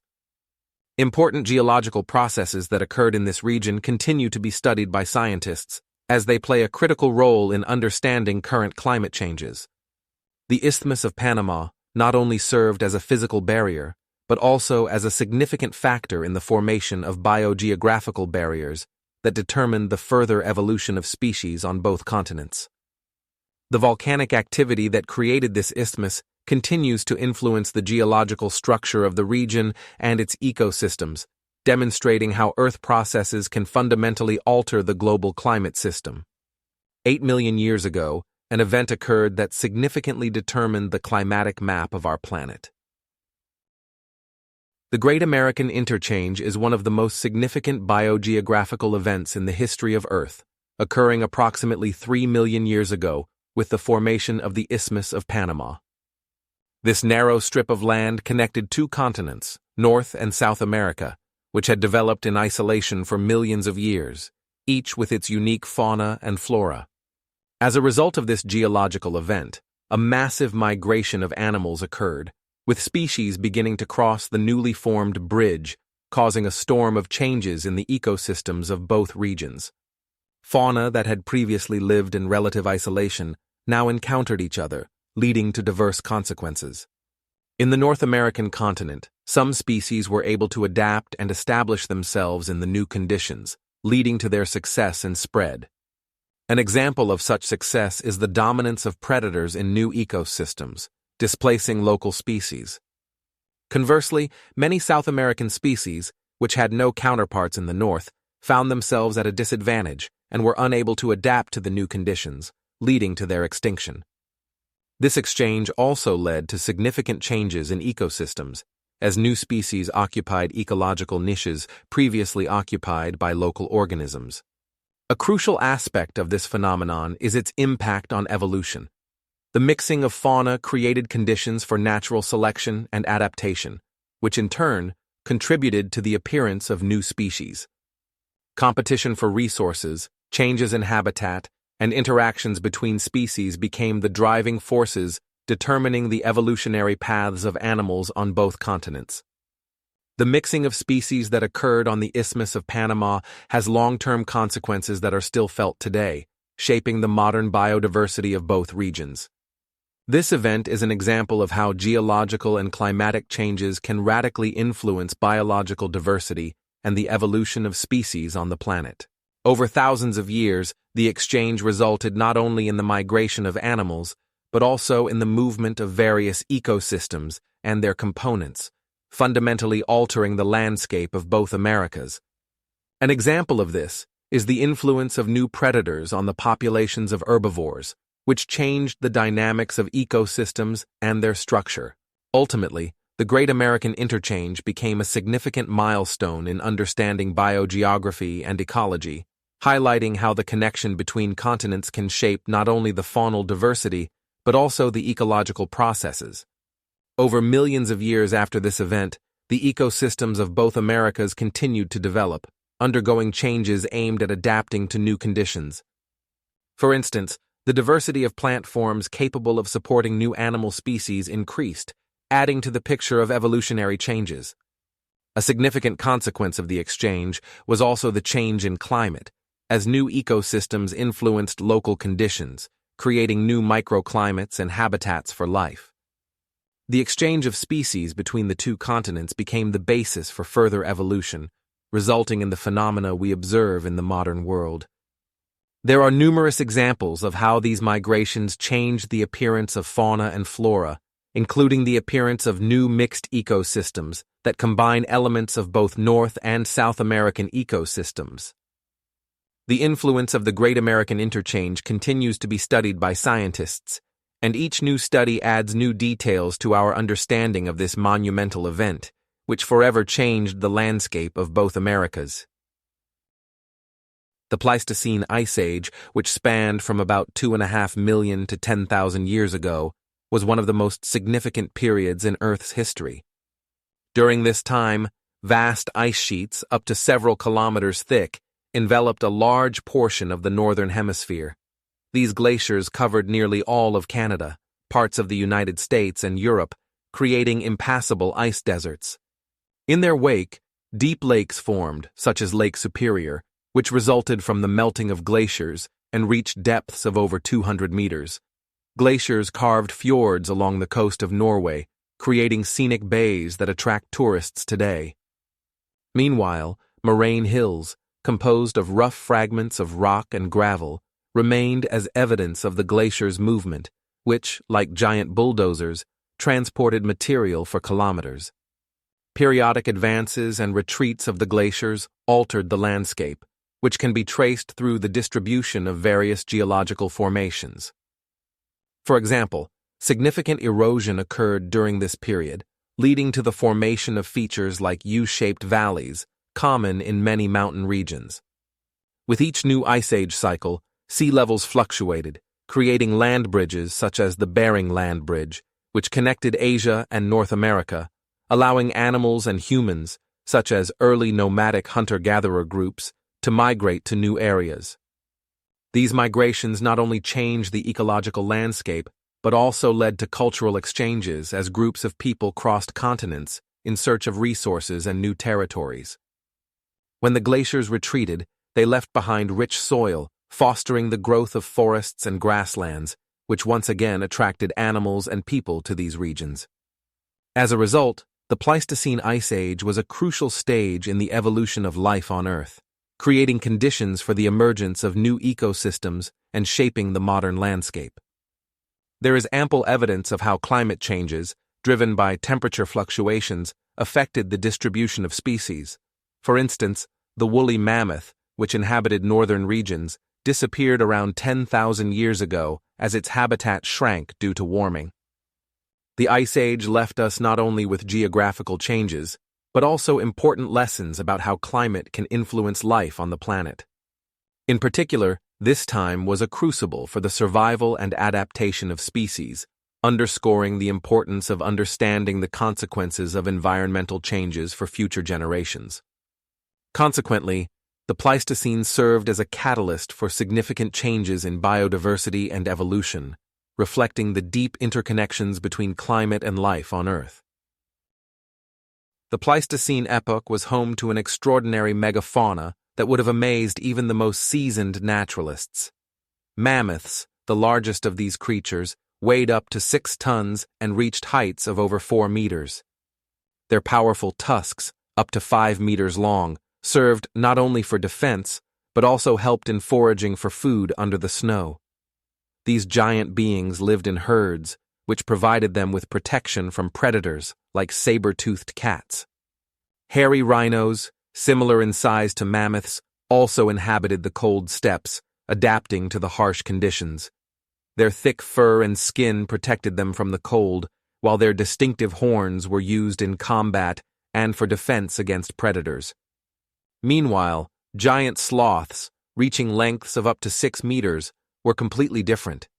They led a slow-paced life, feeding on leaves and grasses, which allowed them to avoid competition with faster herbivores. Saber-toothed cats, such as Smilodon, with their massive 30-centimeter-long fangs, hunted large mammals, using their strength and speed. Cave bears, weighing up to a ton, were also part of this ecosystem, living in caves and relying on food supplies they gathered before winter. Their social behavior was diverse. Some species formed small groups, while others led more solitary lives. These megafauna maintained complex ecological relationships. For example, mammoths and rhinos, by eating grass and shrubs, contributed to the maintenance of open landscapes, which in turn influenced the distribution of other species. Towards the end of the Pleistocene, around 10,000 years ago, most of these animals went extinct, likely due to a combination of climate change and hunting by early humans.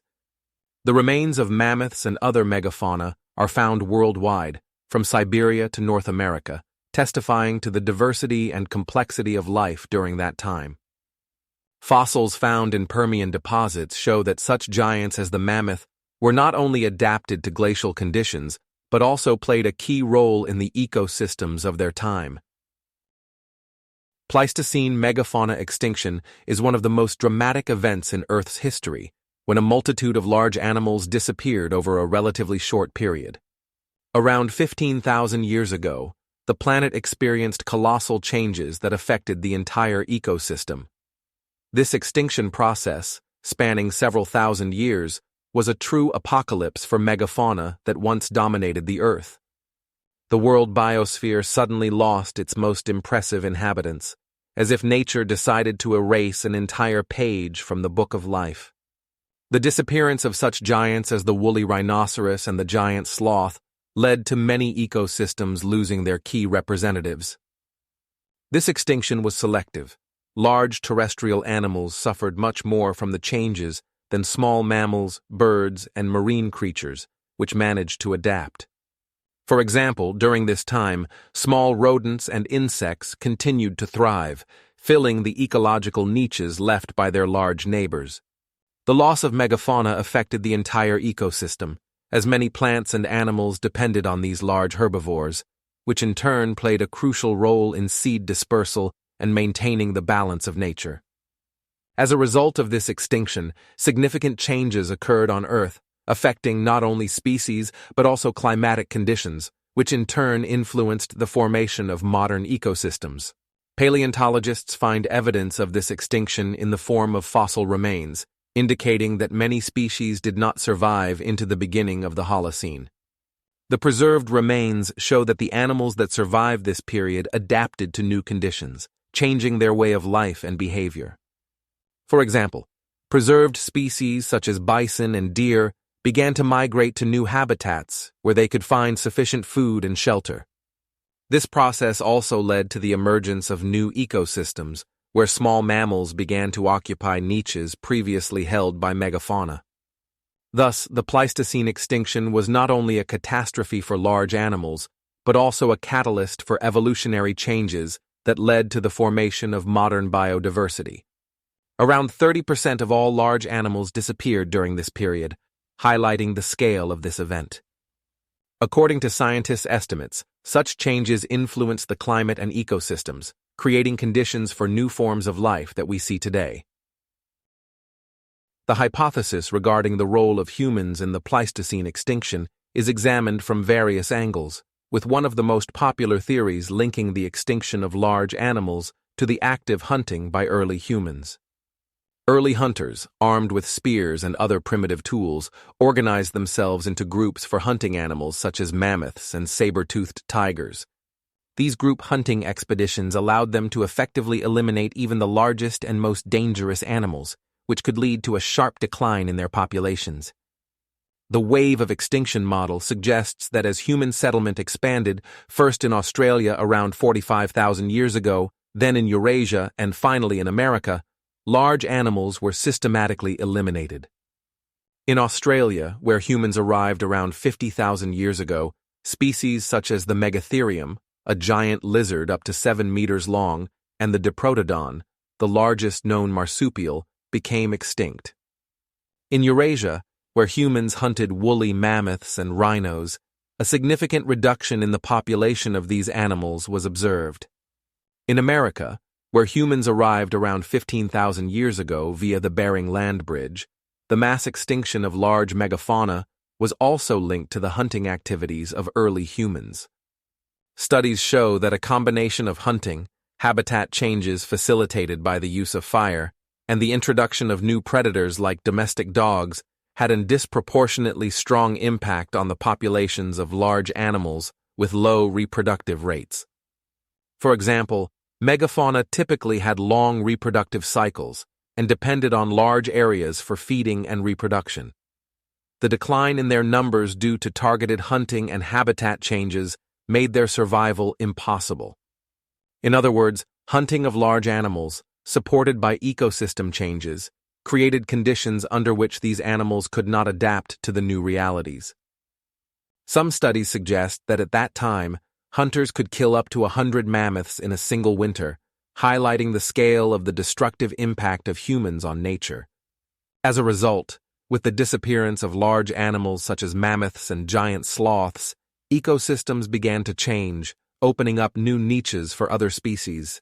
Scientific data indicate that human impact, including hunting and landscape changes, was one of the key factors contributing to global ecological changes during the Pleistocene epoch. Various studies, such as those by Professor John D. Spencer, show that over several thousand years, as humans spread to new territories, not only did ecosystems become simplified, but there were also significant changes in the composition of fauna, ultimately leading to the extinction of around 30% of all large animals. Modern humans, known as Homo sapiens, appeared in Africa approximately 300,000 years ago. At that time, they possessed not only physical but also cognitive traits that distinguished them from other species. For example, they developed the ability for complex linguistic communication and tool creation, which allowed them to hunt and gather food more effectively. The first groups of Homo sapiens were small, consisting of several dozen people, and they actively moved in search of resources. Around 40,000 years ago, their migration beyond Africa began. These people crossed deserts, mountain ranges, and straits, adapting to various climatic conditions. For instance, when they crossed the Persian Gulf, their small groups used primitive boats and knew how to navigate by stars. These journeys were fraught with risks, including encounters with other human species, such as Neanderthals and Denisovans. Most of these encounters occurred in Europe and Asia, where Homo sapiens encountered already inhabited territories. There is evidence that interbreeding occurred between Homo sapiens and Neanderthals, as shown by DNA findings indicating that modern humans have between 1 and 3% Neanderthal DNA. This suggests that, despite differences, our ancestors could exchange not only genes, but also cultural skills, such as tool-making and hunting techniques. The adaptability of Homo sapiens was evident in their ability to adapt to new ecosystems. They used various materials for tool-making, depending on resource availability, and could find new food sources, including fishing and gathering. An example is the culture of the Cro-Magnons, who, living during the Ice Age, used animal skins to create clothing and shelters, allowing them to survive in harsh climatic conditions. By 50,000 years ago, Homo sapiens reached Australia, crossed the Bering Strait, and began to populate America. This migration was possible due to their innovations. They invented more advanced tools, such as bows and arrows, which increased their hunting efficiency. Unique social skills, such as cooperation and knowledge exchange, became the foundation for the creation of complex societies, driving further cultural and technological development. As a result, by 10,000 BCE, Homo sapiens had settled on all continents except Antarctica, demonstrating their ability to adapt to the most diverse conditions. Currently, researchers estimate that there are more than 7 billion representatives of our species on the planet, which is the result of millennia of evolution and migration. The Holocene is a geological epoch that began after the end of the last ice age and continues to the present day. During this period, the planet's climate changed, with glaciers that previously covered large areas beginning to retreat, opening up new lands and shaping the modern coastlines. This led to the formation of various natural ecosystems that we know today. For example, in Europe, the climate became more temperate, fostering the growth of forests and the development of diverse flora and fauna. Meanwhile, on other continents such as North America and Asia, significant changes in ecosystems occurred, affecting the lives of animals and humans. A key aspect of the Holocene is the transition of humanity from a nomadic lifestyle of hunters and gatherers to settled agriculture. This process began with the domestication of wild plants and animals like wheat and sheep, allowing people to create food reserves. With the shift to agriculture, permanent settlements and eventually cities became possible. This laid the foundation for the development of civilizations that began to actively interact with one another. For instance, in Mesopotamia, where conditions were particularly favorable for agriculture, some of the earliest cities, such as Ur and Uruk, emerged. Here, people began to build temples and develop writing. Similarly, in the Nile and Indus valleys, people created complex societies based on agriculture. The increase in population required new resources, leading to the expansion of settlements and conflicts over land. It is important to note that during this process, humanity began to significantly impact natural ecosystems, altering landscapes for agricultural and construction needs. The development of new technologies, such as the plow, improved agricultural efficiency, while the creation of irrigation systems allowed the cultivation of arid regions. As a result, ecological systems began to adapt to these new conditions, influencing the lives and cultures of people. For example, in some regions, increased agricultural production led to an abundance of resources, creating conditions for trade and exchange. Trade routes like the Silk Road became vital arteries connecting various civilizations and facilitating the exchange not only of goods, but also of ideas. This process led to significant cultural and technological achievements. During this time, humanity invented the wheel and various tools and implements, accelerating progress in numerous fields. The Holocene became an era in which people began to understand their place in the world, forming new social structures and cultures that eventually led to the rise of great civilizations such as ancient Egypt and Mesopotamia, which left behind a rich legacy. It is important to note that it was during the Holocene that humans began to actively intervene in nature, leading to changes not only at the ecosystem level, but also on a global scale. Throughout this epoch, humanity learned not only to adapt to its surroundings, but also to modify them to suit its needs, creating complex societies and developing technologies that shaped the further development of the world. Global climate changes during this period also influenced the migrations of peoples, contributing to the mixing of cultures and the formation of new ethnic groups. The Neolithic Revolution, which occurred approximately 10,000 years ago, was one of the most significant turning points in human history. People began to engage in agriculture deliberately, replacing hunting and gathering with systematic cultivation of plants and domestication of animals. This change took place in various regions of the world, but it was most pronounced in the Near East, in the valley of the Tigris and Euphrates rivers. Here, in the area of modern Iraq, archaeologists have found traces of the first wheat and barley crops, dating back about 9,000 years before our era.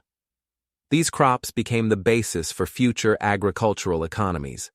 At the same time, in China, rice cultivation began, which became a key moment in the development of Chinese civilization. Parallel to this, in Mesoamerica, around 7,000 years ago, the Maya and Aztecs began to cultivate corn, beans, and squash, which provided their population with food and contributed to the formation of complex societies. The transition to agriculture fundamentally changed the way people lived. They became sedentary, leading to the formation of permanent settlements and villages. For example, in Jarmo, in the territory of modern Iraq, Archaeologists discovered the remains of a settlement where people lived in houses made of clay and straw, and their population grew due to a stable food source. This sedentary lifestyle allowed people to build not only houses, but also storage facilities for surplus food, which laid the foundation for trade.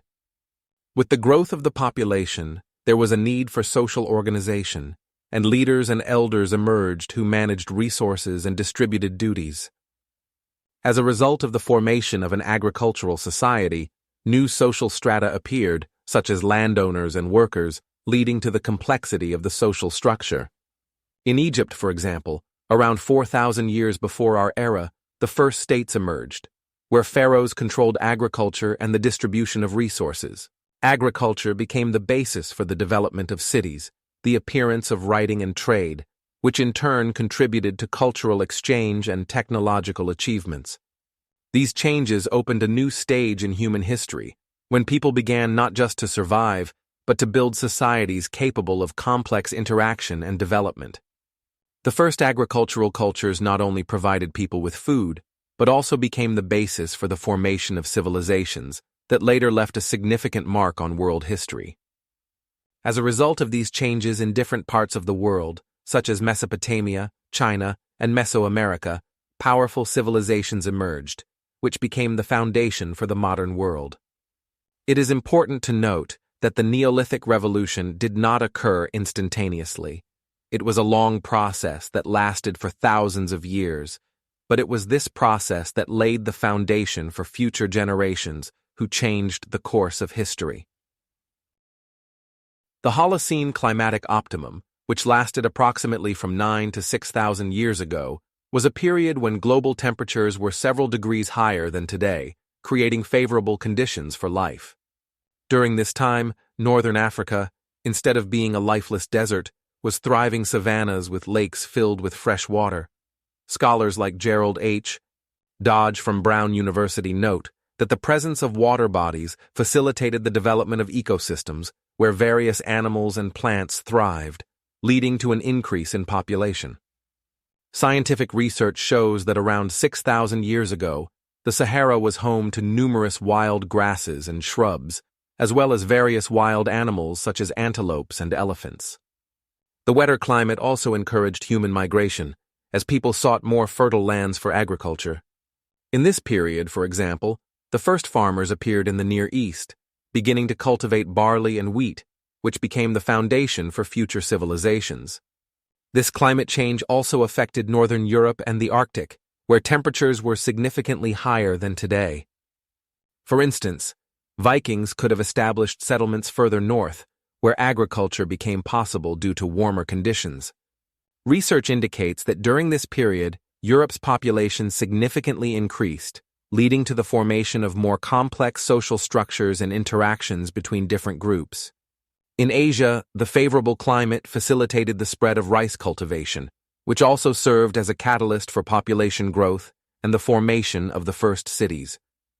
On the territories of modern China and India, archaeologists find evidence of the development of agriculture, which became more efficient due to climate changes. For example, in China during this time, irrigation systems were built that allowed for effective water use for irrigation.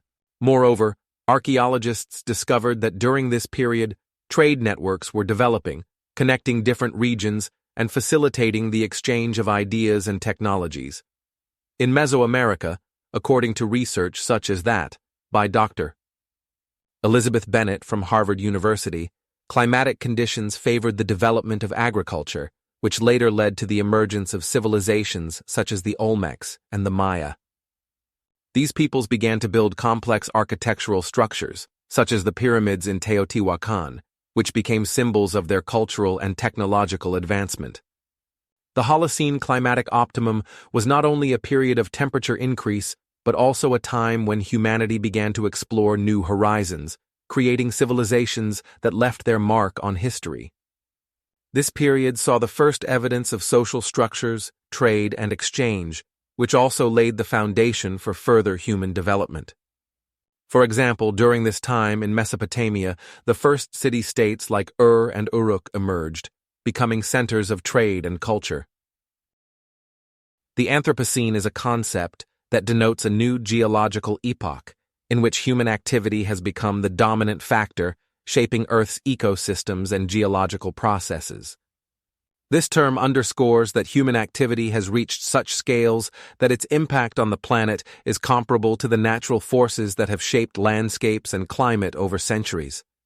For instance, the construction of megacities like Tokyo and New York has led to changes in local ecosystems, while deforestation in the Amazon alters global climate conditions.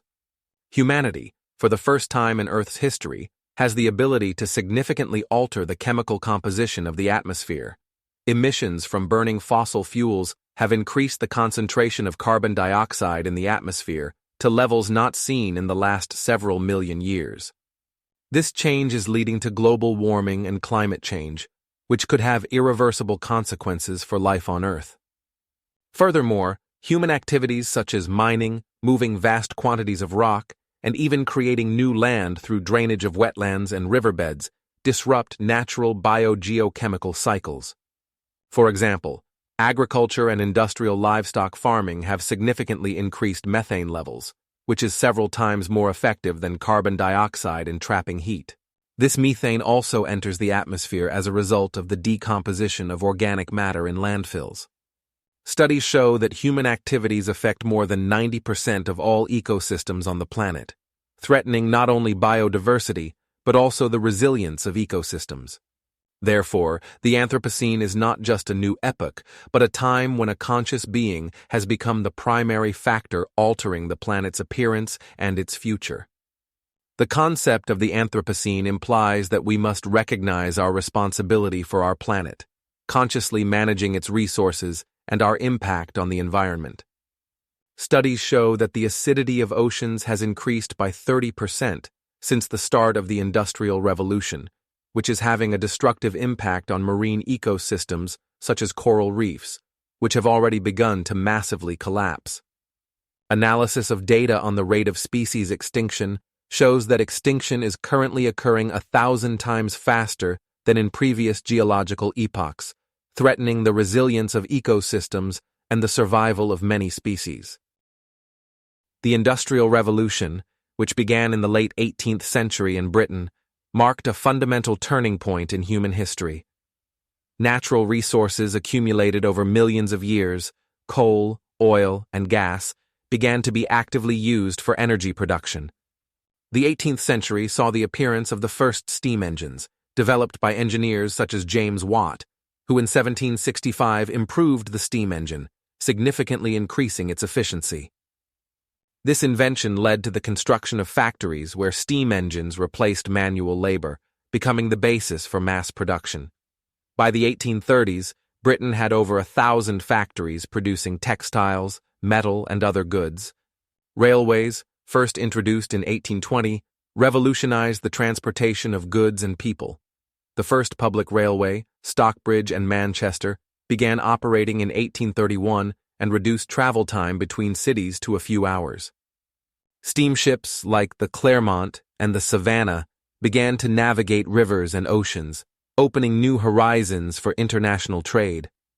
As a result of this technological progress, urban populations grew rapidly. For example, London's population increased from around 700,000 in 1800 to more than 4 million by 1900. This urbanization boom was accompanied by mass resource consumption and a sharp increase in carbon emissions, leading to air and water pollution. The development of factory production and transportation threatened natural ecosystems. Forests were cleared for timber and new agricultural lands, rivers were polluted by factory waste, and coal mines disrupted landscapes and ecosystems. This period saw not only mass production but also mass exploitation of natural resources, leading to unprecedented environmental impact. By 1850, Britain was using around 30 million tons of coal per year, which became the primary source of energy for factories and transportation. Energy released from fossil fuels was emitted into the atmosphere, laying the foundation for the modern industrial society. However, the era of coal and steam also heralded the environmental problems we face today. The Industrial Revolution not only changed the way things were produced, but also created a new reality for humanity, where nature became a resource to be used at will. Modern climate change, driven by human activity, poses one of the most serious challenges to our planet. Since the start of the Industrial Revolution in the 18th century, when humanity began burning coal, oil, and gas on a large scale, the level of carbon dioxide in the atmosphere has increased from 218 parts per million to more than 400 parts per million by the 21st century.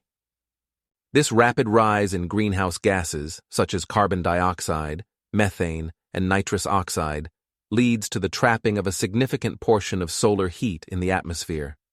Oceans, absorbing the excess heat, have begun to warm, affecting their chemical composition and oxygen levels.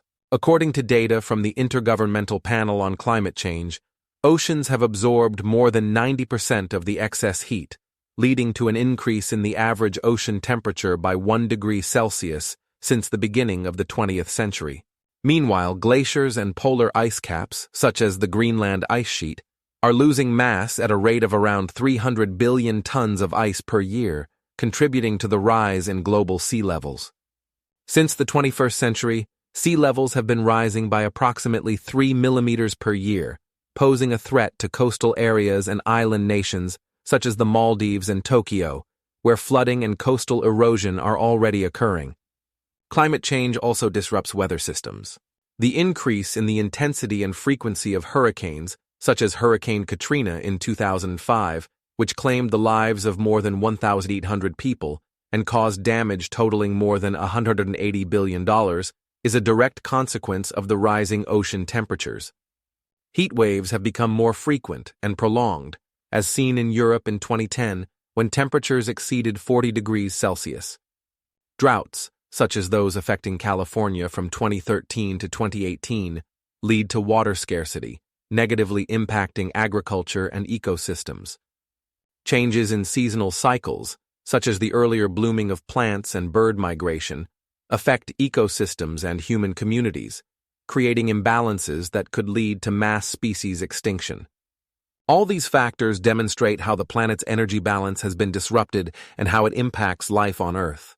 According to projections, if current trends continue, the temperature on the planet could rise by 3 to 4 degrees Celsius by the end of the century, making the consequences even more catastrophic.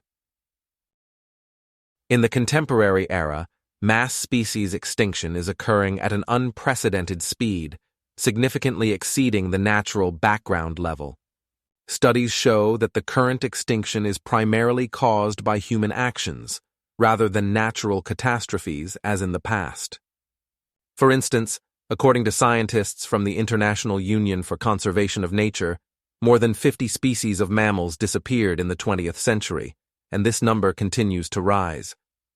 The biosphere, once teeming with diversity, is now losing its unique forms of life under the pressure of human activities, including habitat destruction, environmental pollution, overexploitation of resources, and climate change. For example, deforestation for agriculture and urban development leads to the destruction of ecosystems that serve as homes for millions of species. Each year, around 7 million hectares of forest are lost, equivalent to the area of Portugal.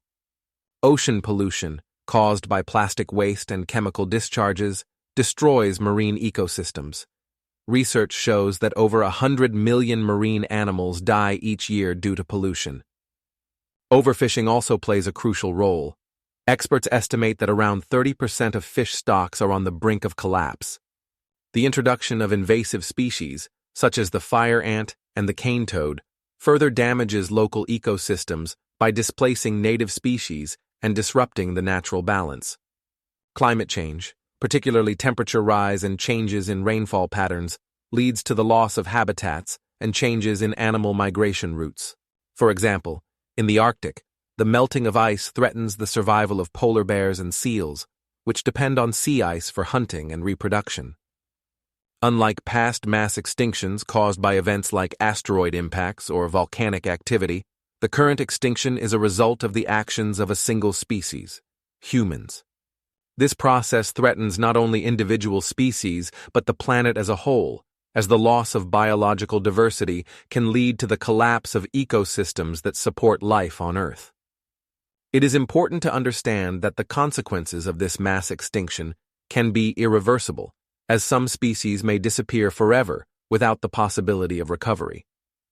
The scientific community is sounding the alarm, calling for urgent measures to protect the environment and preserve biodiversity as time is running out. For example, the Hour of the Earth program, initiated by the World Wildlife Fund, aims to raise awareness about issues related to the loss of nature. The situation requires immediate action and global cooperation, as otherwise, humanity will face consequences that will change the face of our planet. According to ecologists, in the next few decades, up to 1 million species may disappear if decisive action is not taken. Coral reefs, known as marine tropical forests, are among the richest ecosystems on the planet, but they now face the threat of complete extinction. These remarkable structures, formed by colonies of corals, play a vital role in maintaining biological diversity by providing shelter and food for more than 25% of all known marine species. However, due to climate change and ocean acidification, corals are losing their vibrant colors and life. The process of bleaching begins when water temperature rises by just 1 or 2 degrees Celsius above normal values. In this case, corals that are in symbiosis with microscopic algae of the genus Zooxanthellae expel these microorganisms, which provide them with energy through photosynthesis. As a result, corals lose their color and turn white, indicating stress. If conditions do not improve, this can lead to their death, occurring on a scale comparable to mass extinctions in Earth's history. In addition to temperature increases, the ocean absorbs excess carbon dioxide from the atmosphere, leading to acidification of the water.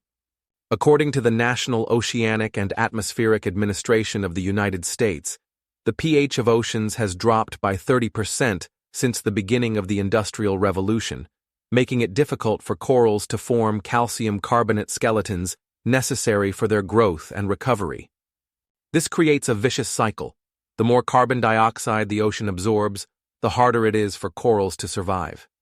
The disappearance of coral reefs means not only the loss of their beauty, but also the destruction of ecosystems that serve as homes for numerous marine organisms, such as fish, mollusks, and sea turtles.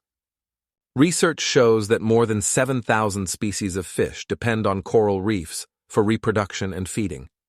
If current trends continue, by 2050, coral reefs may disappear from more than 80% of their current areas, leading to catastrophic consequences for the global marine ecosystem and food security for millions of people living in coastal regions. Deforestation of tropical forests is one of the most destructive processes threatening ecosystems and the climate of our planet.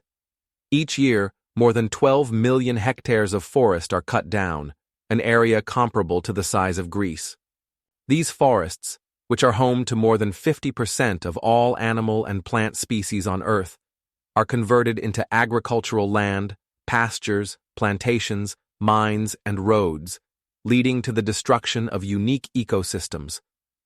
For instance, in the Amazon, often referred to as the lungs of the planet, forests are cleared for cattle ranching and soybean production, putting at risk not only the animals, but also indigenous peoples who depend on these forests. According to the World Wildlife Fund, deforestation in Brazil alone amounted to around 700,000 hectares in 1 year. This is not just the loss of trees, it is the destruction of a complex web of life where each lost individual can impact the entire ecosystem.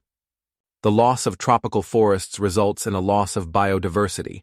Scientists estimate that 1 species disappears every hour, which could ultimately lead to catastrophic consequences for all life on Earth.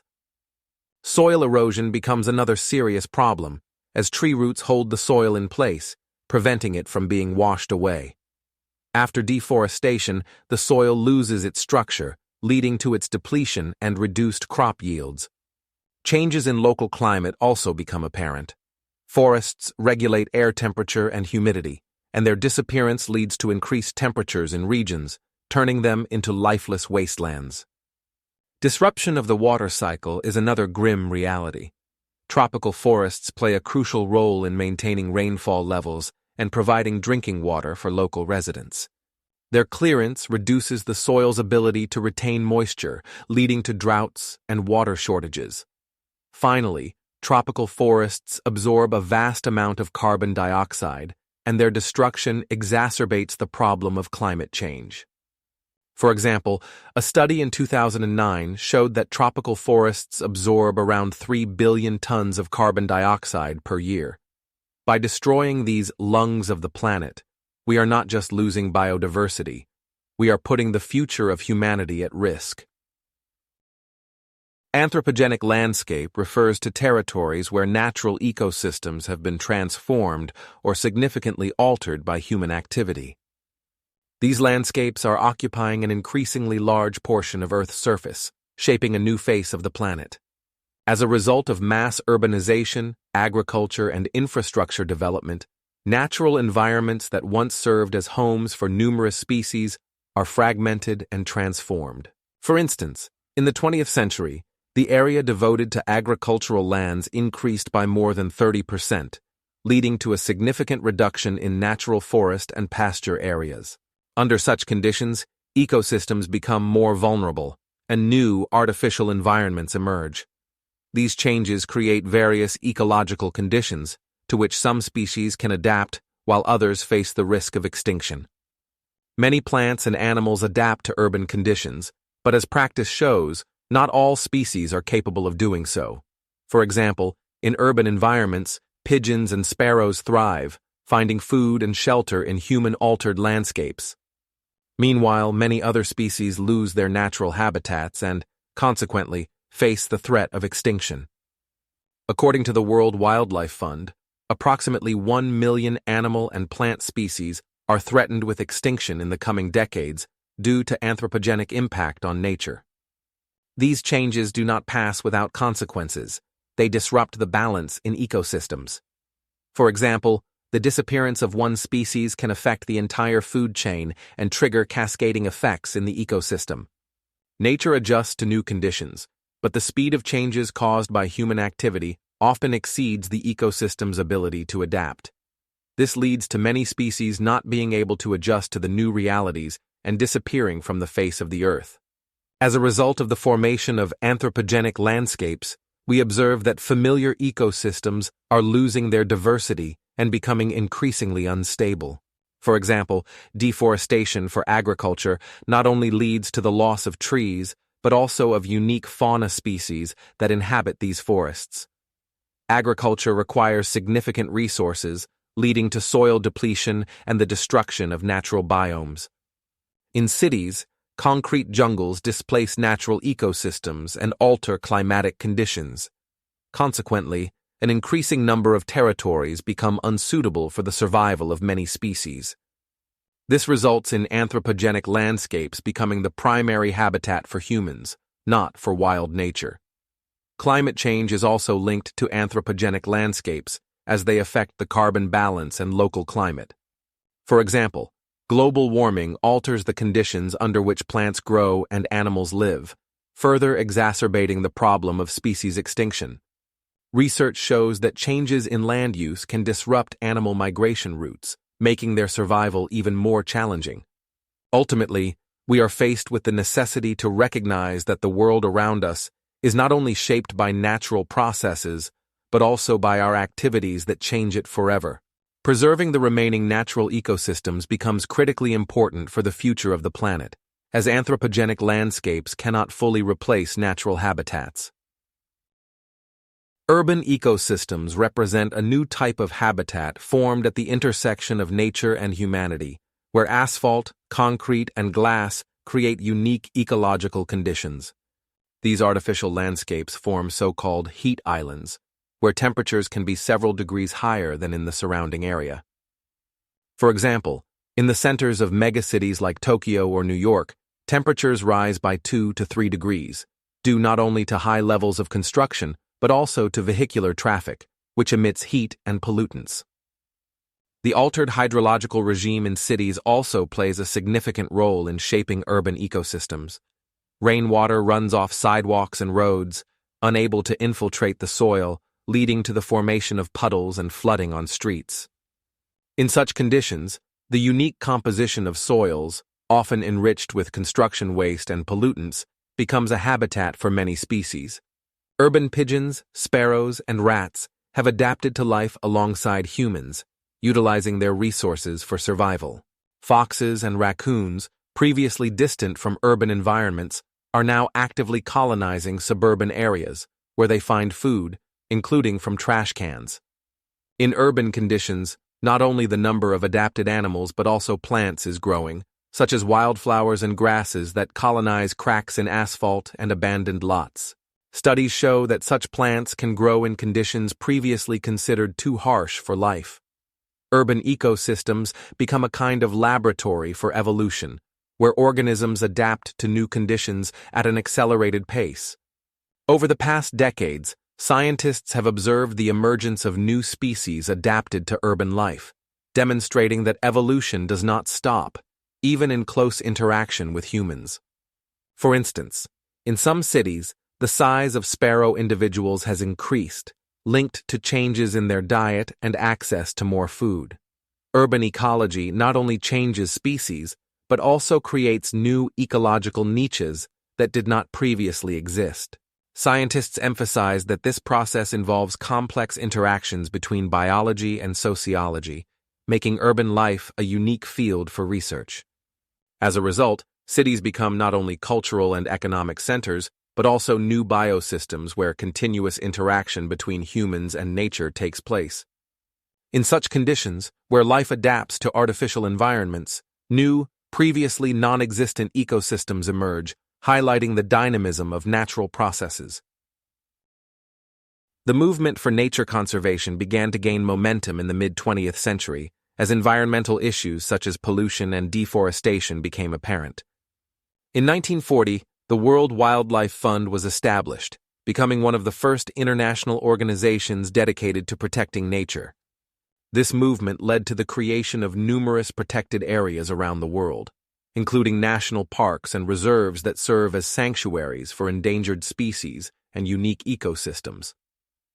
For example, in 1960, Yellowstone National Park was established in the United States, becoming the world's first national park and continuing to protect numerous rare animals, including bison and grizzly bears. In Russia, one of the most well-known reserves is the Kurashskaya Kosa Reserve, established in 1968, which protects the unique flora and fauna of the Baltic Sea coast. The creation of marine protected areas also became an integral part of conservation policy.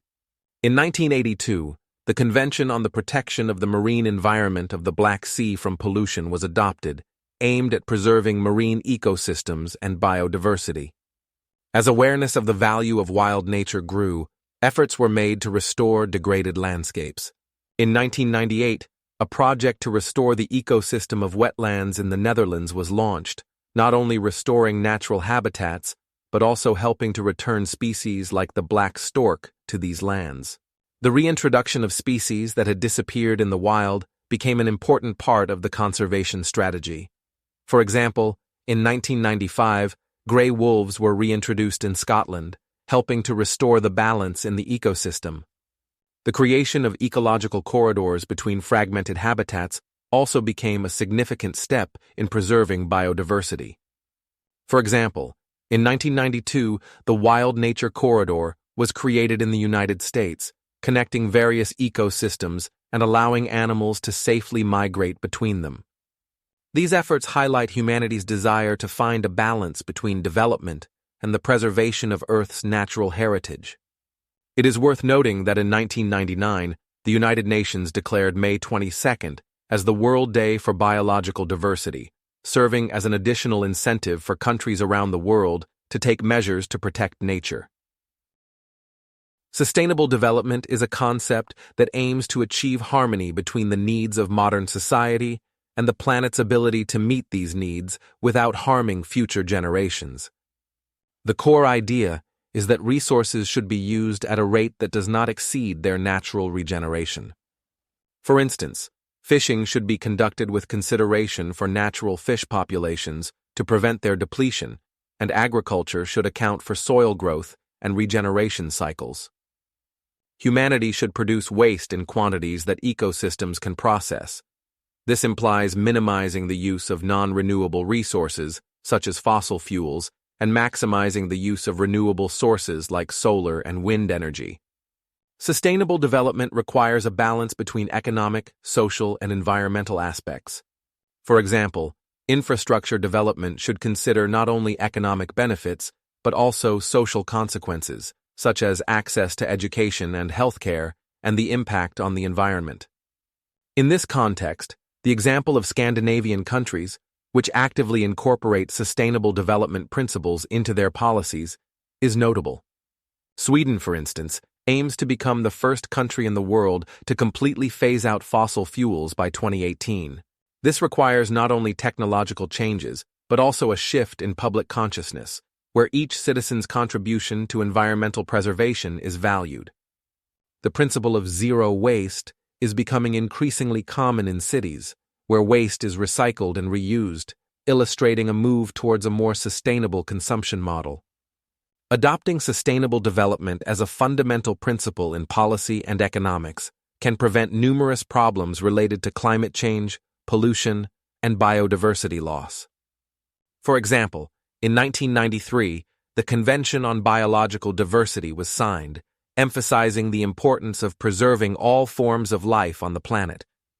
This demonstrates that sustainable development requires a comprehensive approach, where social, economic, and environmental aspects are interconnected. It is crucial to understand that without sustainable development, humanity risks depleting the planet's resources and leaving future generations with an environmental and social crisis. Sustainable development is not just a fashionable term, but a necessity for the long-term survival of human civilization.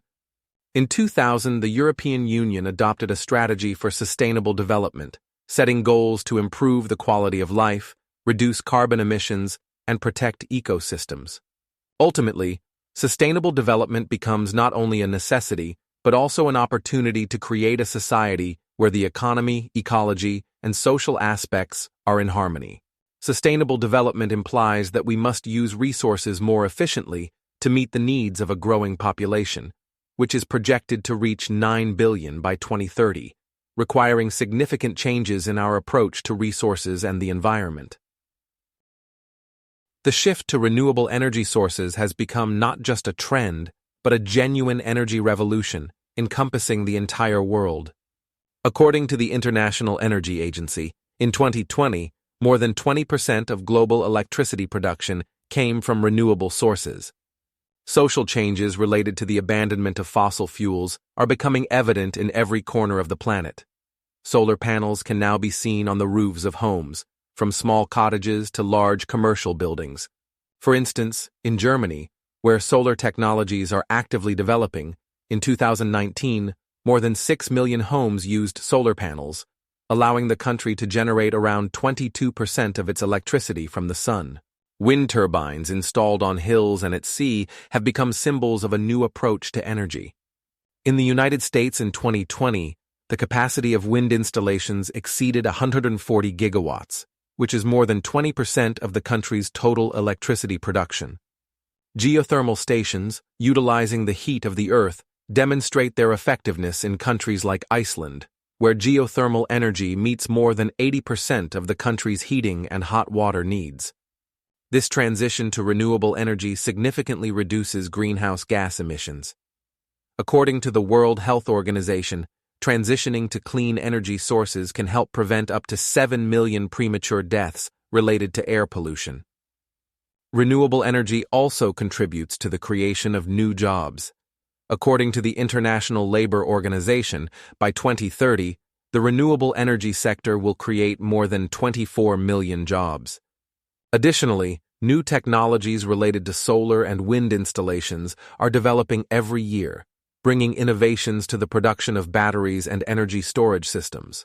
For example, a study conducted by the Massachusetts Institute of Technology in 2020 showed that the cost of lithium-ion batteries has fallen by more than 80% over the past 10 years, making energy storage more affordable.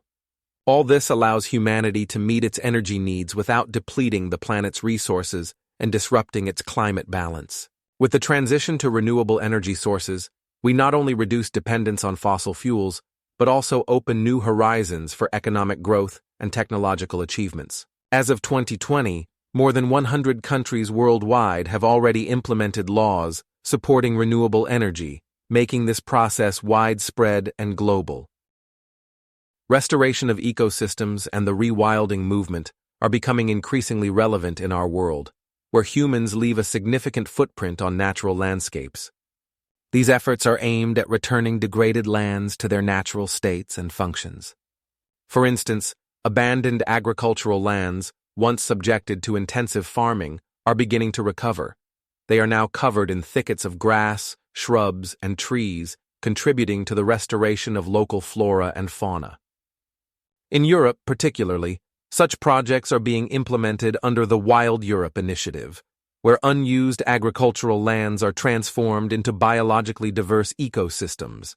Forests that were cleared for agricultural or construction purposes are now being restored in regions like the Carpathians, where local tree species are actively planted, not only increasing forest areas, but also restoring natural ecosystem services. Restored wetlands, previously drained for agricultural purposes, have a positive impact on the climate by absorbing carbon and reducing river water levels, which is especially important in the face of climate change.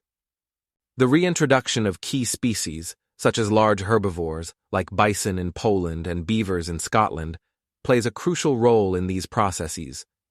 These ecosystem engineers alter landscapes, creating new water bodies and increasing plant diversity. Beavers, for example, build dams, leading to the formation of new water bodies and restoring water balance in ecosystems. As a result, biodiversity increases. New populations of birds, insects, and plants are observed in restored ecosystems.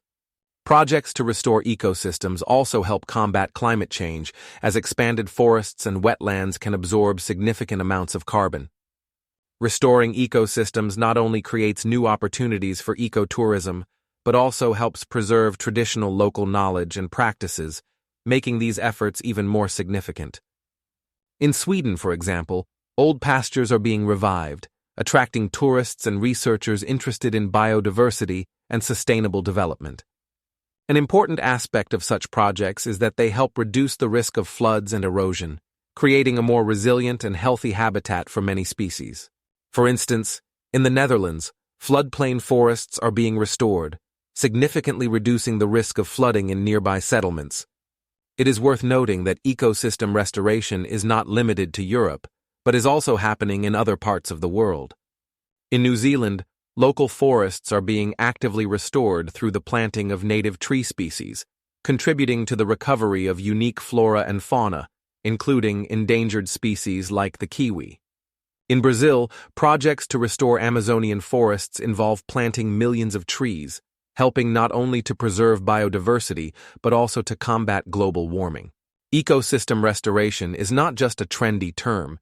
It is a real response to the challenges facing humanity and practical steps towards creating a sustainable future. Changes occurring on the planet depend on a multitude of factors, including human activity, technological advancements, and natural processes.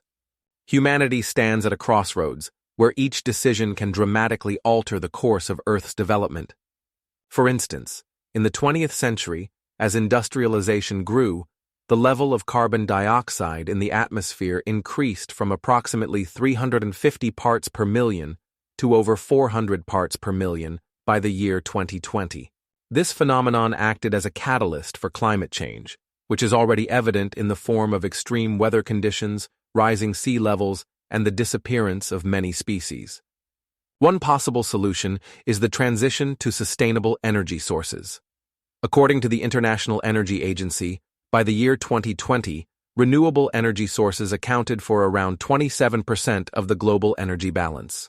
If this trend continues, we may see a significant reduction in carbon emissions, leading to improved air quality and public health. However, if humanity continues to rely on fossil fuels, the consequences will be catastrophic. For example, according to reports from the Intergovernmental Panel on Climate Change, by the end of the century, temperatures could rise by 3 to 4 degrees Celsius, resulting in mass migrations, loss of agricultural land, and unprecedented natural disasters. It is crucial to understand that every action, from choosing food to consuming energy, shapes the future of our planet. In the 18th century, for example, the Industrial Revolution began in Europe, fundamentally altering not only the economy, but also the ecological situation, which we still observe today. If we continue to support eco-friendly technologies and initiatives, such as forest restoration projects that, as practice shows, can restore ecosystems over several decades, we may see an increase in the populations of species on the brink of extinction, such as the black rhino, whose population in 2020 was less than 50 individuals.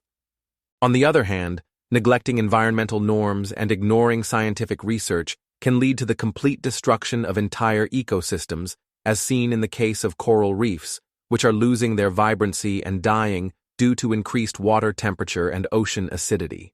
Humanity is faced with a choice that will determine the world's future over the next few decades. Will it be green cities with clean air and restored ecosystems, or irreversible ecological degradation and a decline in the quality of life? Successful initiatives, such as the Green Shield program in India, where over 30 million trees were planted in a single day in 2018, demonstrate that change is possible with collective efforts and political will. We can create a tree of opportunities, where some branches lead to sustainable coexistence with nature, while others lead to ecological catastrophes. It is important to remember that the future of Earth is not predetermined, and each of us can contribute to this destiny. Scientific research shows that to preserve biodiversity, at least 30% of all lands and seas must be protected by the year 2030. Without active actions, we may find ourselves in a situation where the extinction of species becomes the norm, as happened with the southern white rhino, which was on the brink of extinction due to hunting and habitat loss. Each of us can influence this process through our actions, starting with the choice of sustainable products and ending with the support of eco-friendly initiatives. Through millions of years, Earth will likely look completely different from today.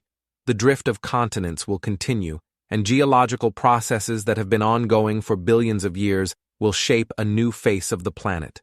Africa will collide with Europe, resulting in the Mediterranean Sea closing and transforming into a mountain range similar to the Himalayas. This collision will lead to the formation of new mountain ranges, such as the Alps, which will rise to heights exceeding 3,000 meters. Australia, moving northward, will meet the other continents, while the Atlantic Ocean will expand and the Pacific Ocean will contract, creating new marine ecosystems and altering global climate patterns. Looking into the future, one can imagine new plant and animal species evolving, filling ecological niches left by extinct groups. For example, with the disappearance of modern mammals like elephants and rhinos, new large herbivores adapted to the new ecosystem might appear, possibly resembling ancient mastodons and giant sloths. Changes in climate will lead to the development of special plant species. For instance, in conditions of increased temperature and drought, entirely new succulents might emerge, filling the spaces left by former forests. Evolution will also result in the appearance of new predators that will occupy ecological niches previously occupied by large mammals. Perhaps we will see the creation of marvelous creatures that combine features of modern reptiles and mammals, adapting to new living conditions. These changes will occur over millions of years, and each new generation will witness the constant transformation of its environment. Geological processes, such as volcanism and plate tectonics, will continue to alter the landscape, creating new mountains and valleys, while oceans will form diverse marine ecosystems. The emergence of new continents and changes in climate will lead to the creation of unique ecosystems where flora and fauna, previously unencountered on Earth, will coexist. For example, where the current Sahara is located, tropical forests filled with exotic plants and animals adapted to new conditions might arise. Ultimately, the changes occurring on Earth will be endless, reflecting its history and dynamic nature. Each element of the ecosystem will be in constant interaction, creating complex food chains and interdependencies between species.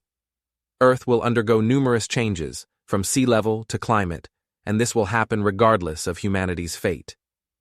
In the next millions of years, new forms of life adapted to changing conditions are likely to emerge, maintaining the continuity of life on the planet.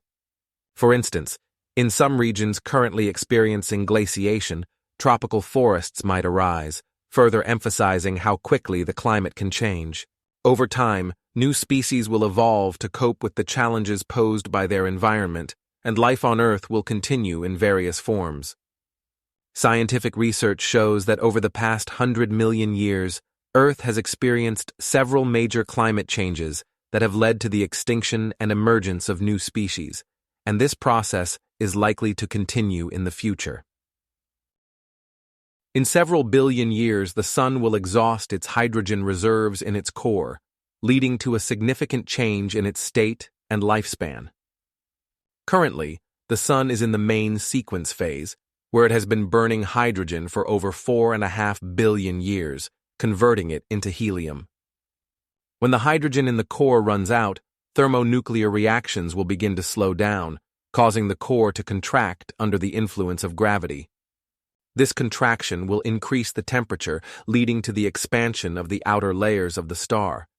In about 5 billion years, the Sun will transform into a red giant, increasing its size by several hundred times.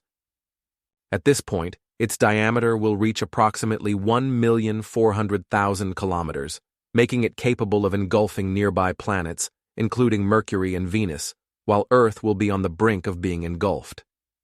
The increase in the Sun's luminosity by 80% will lead to catastrophic changes on Earth.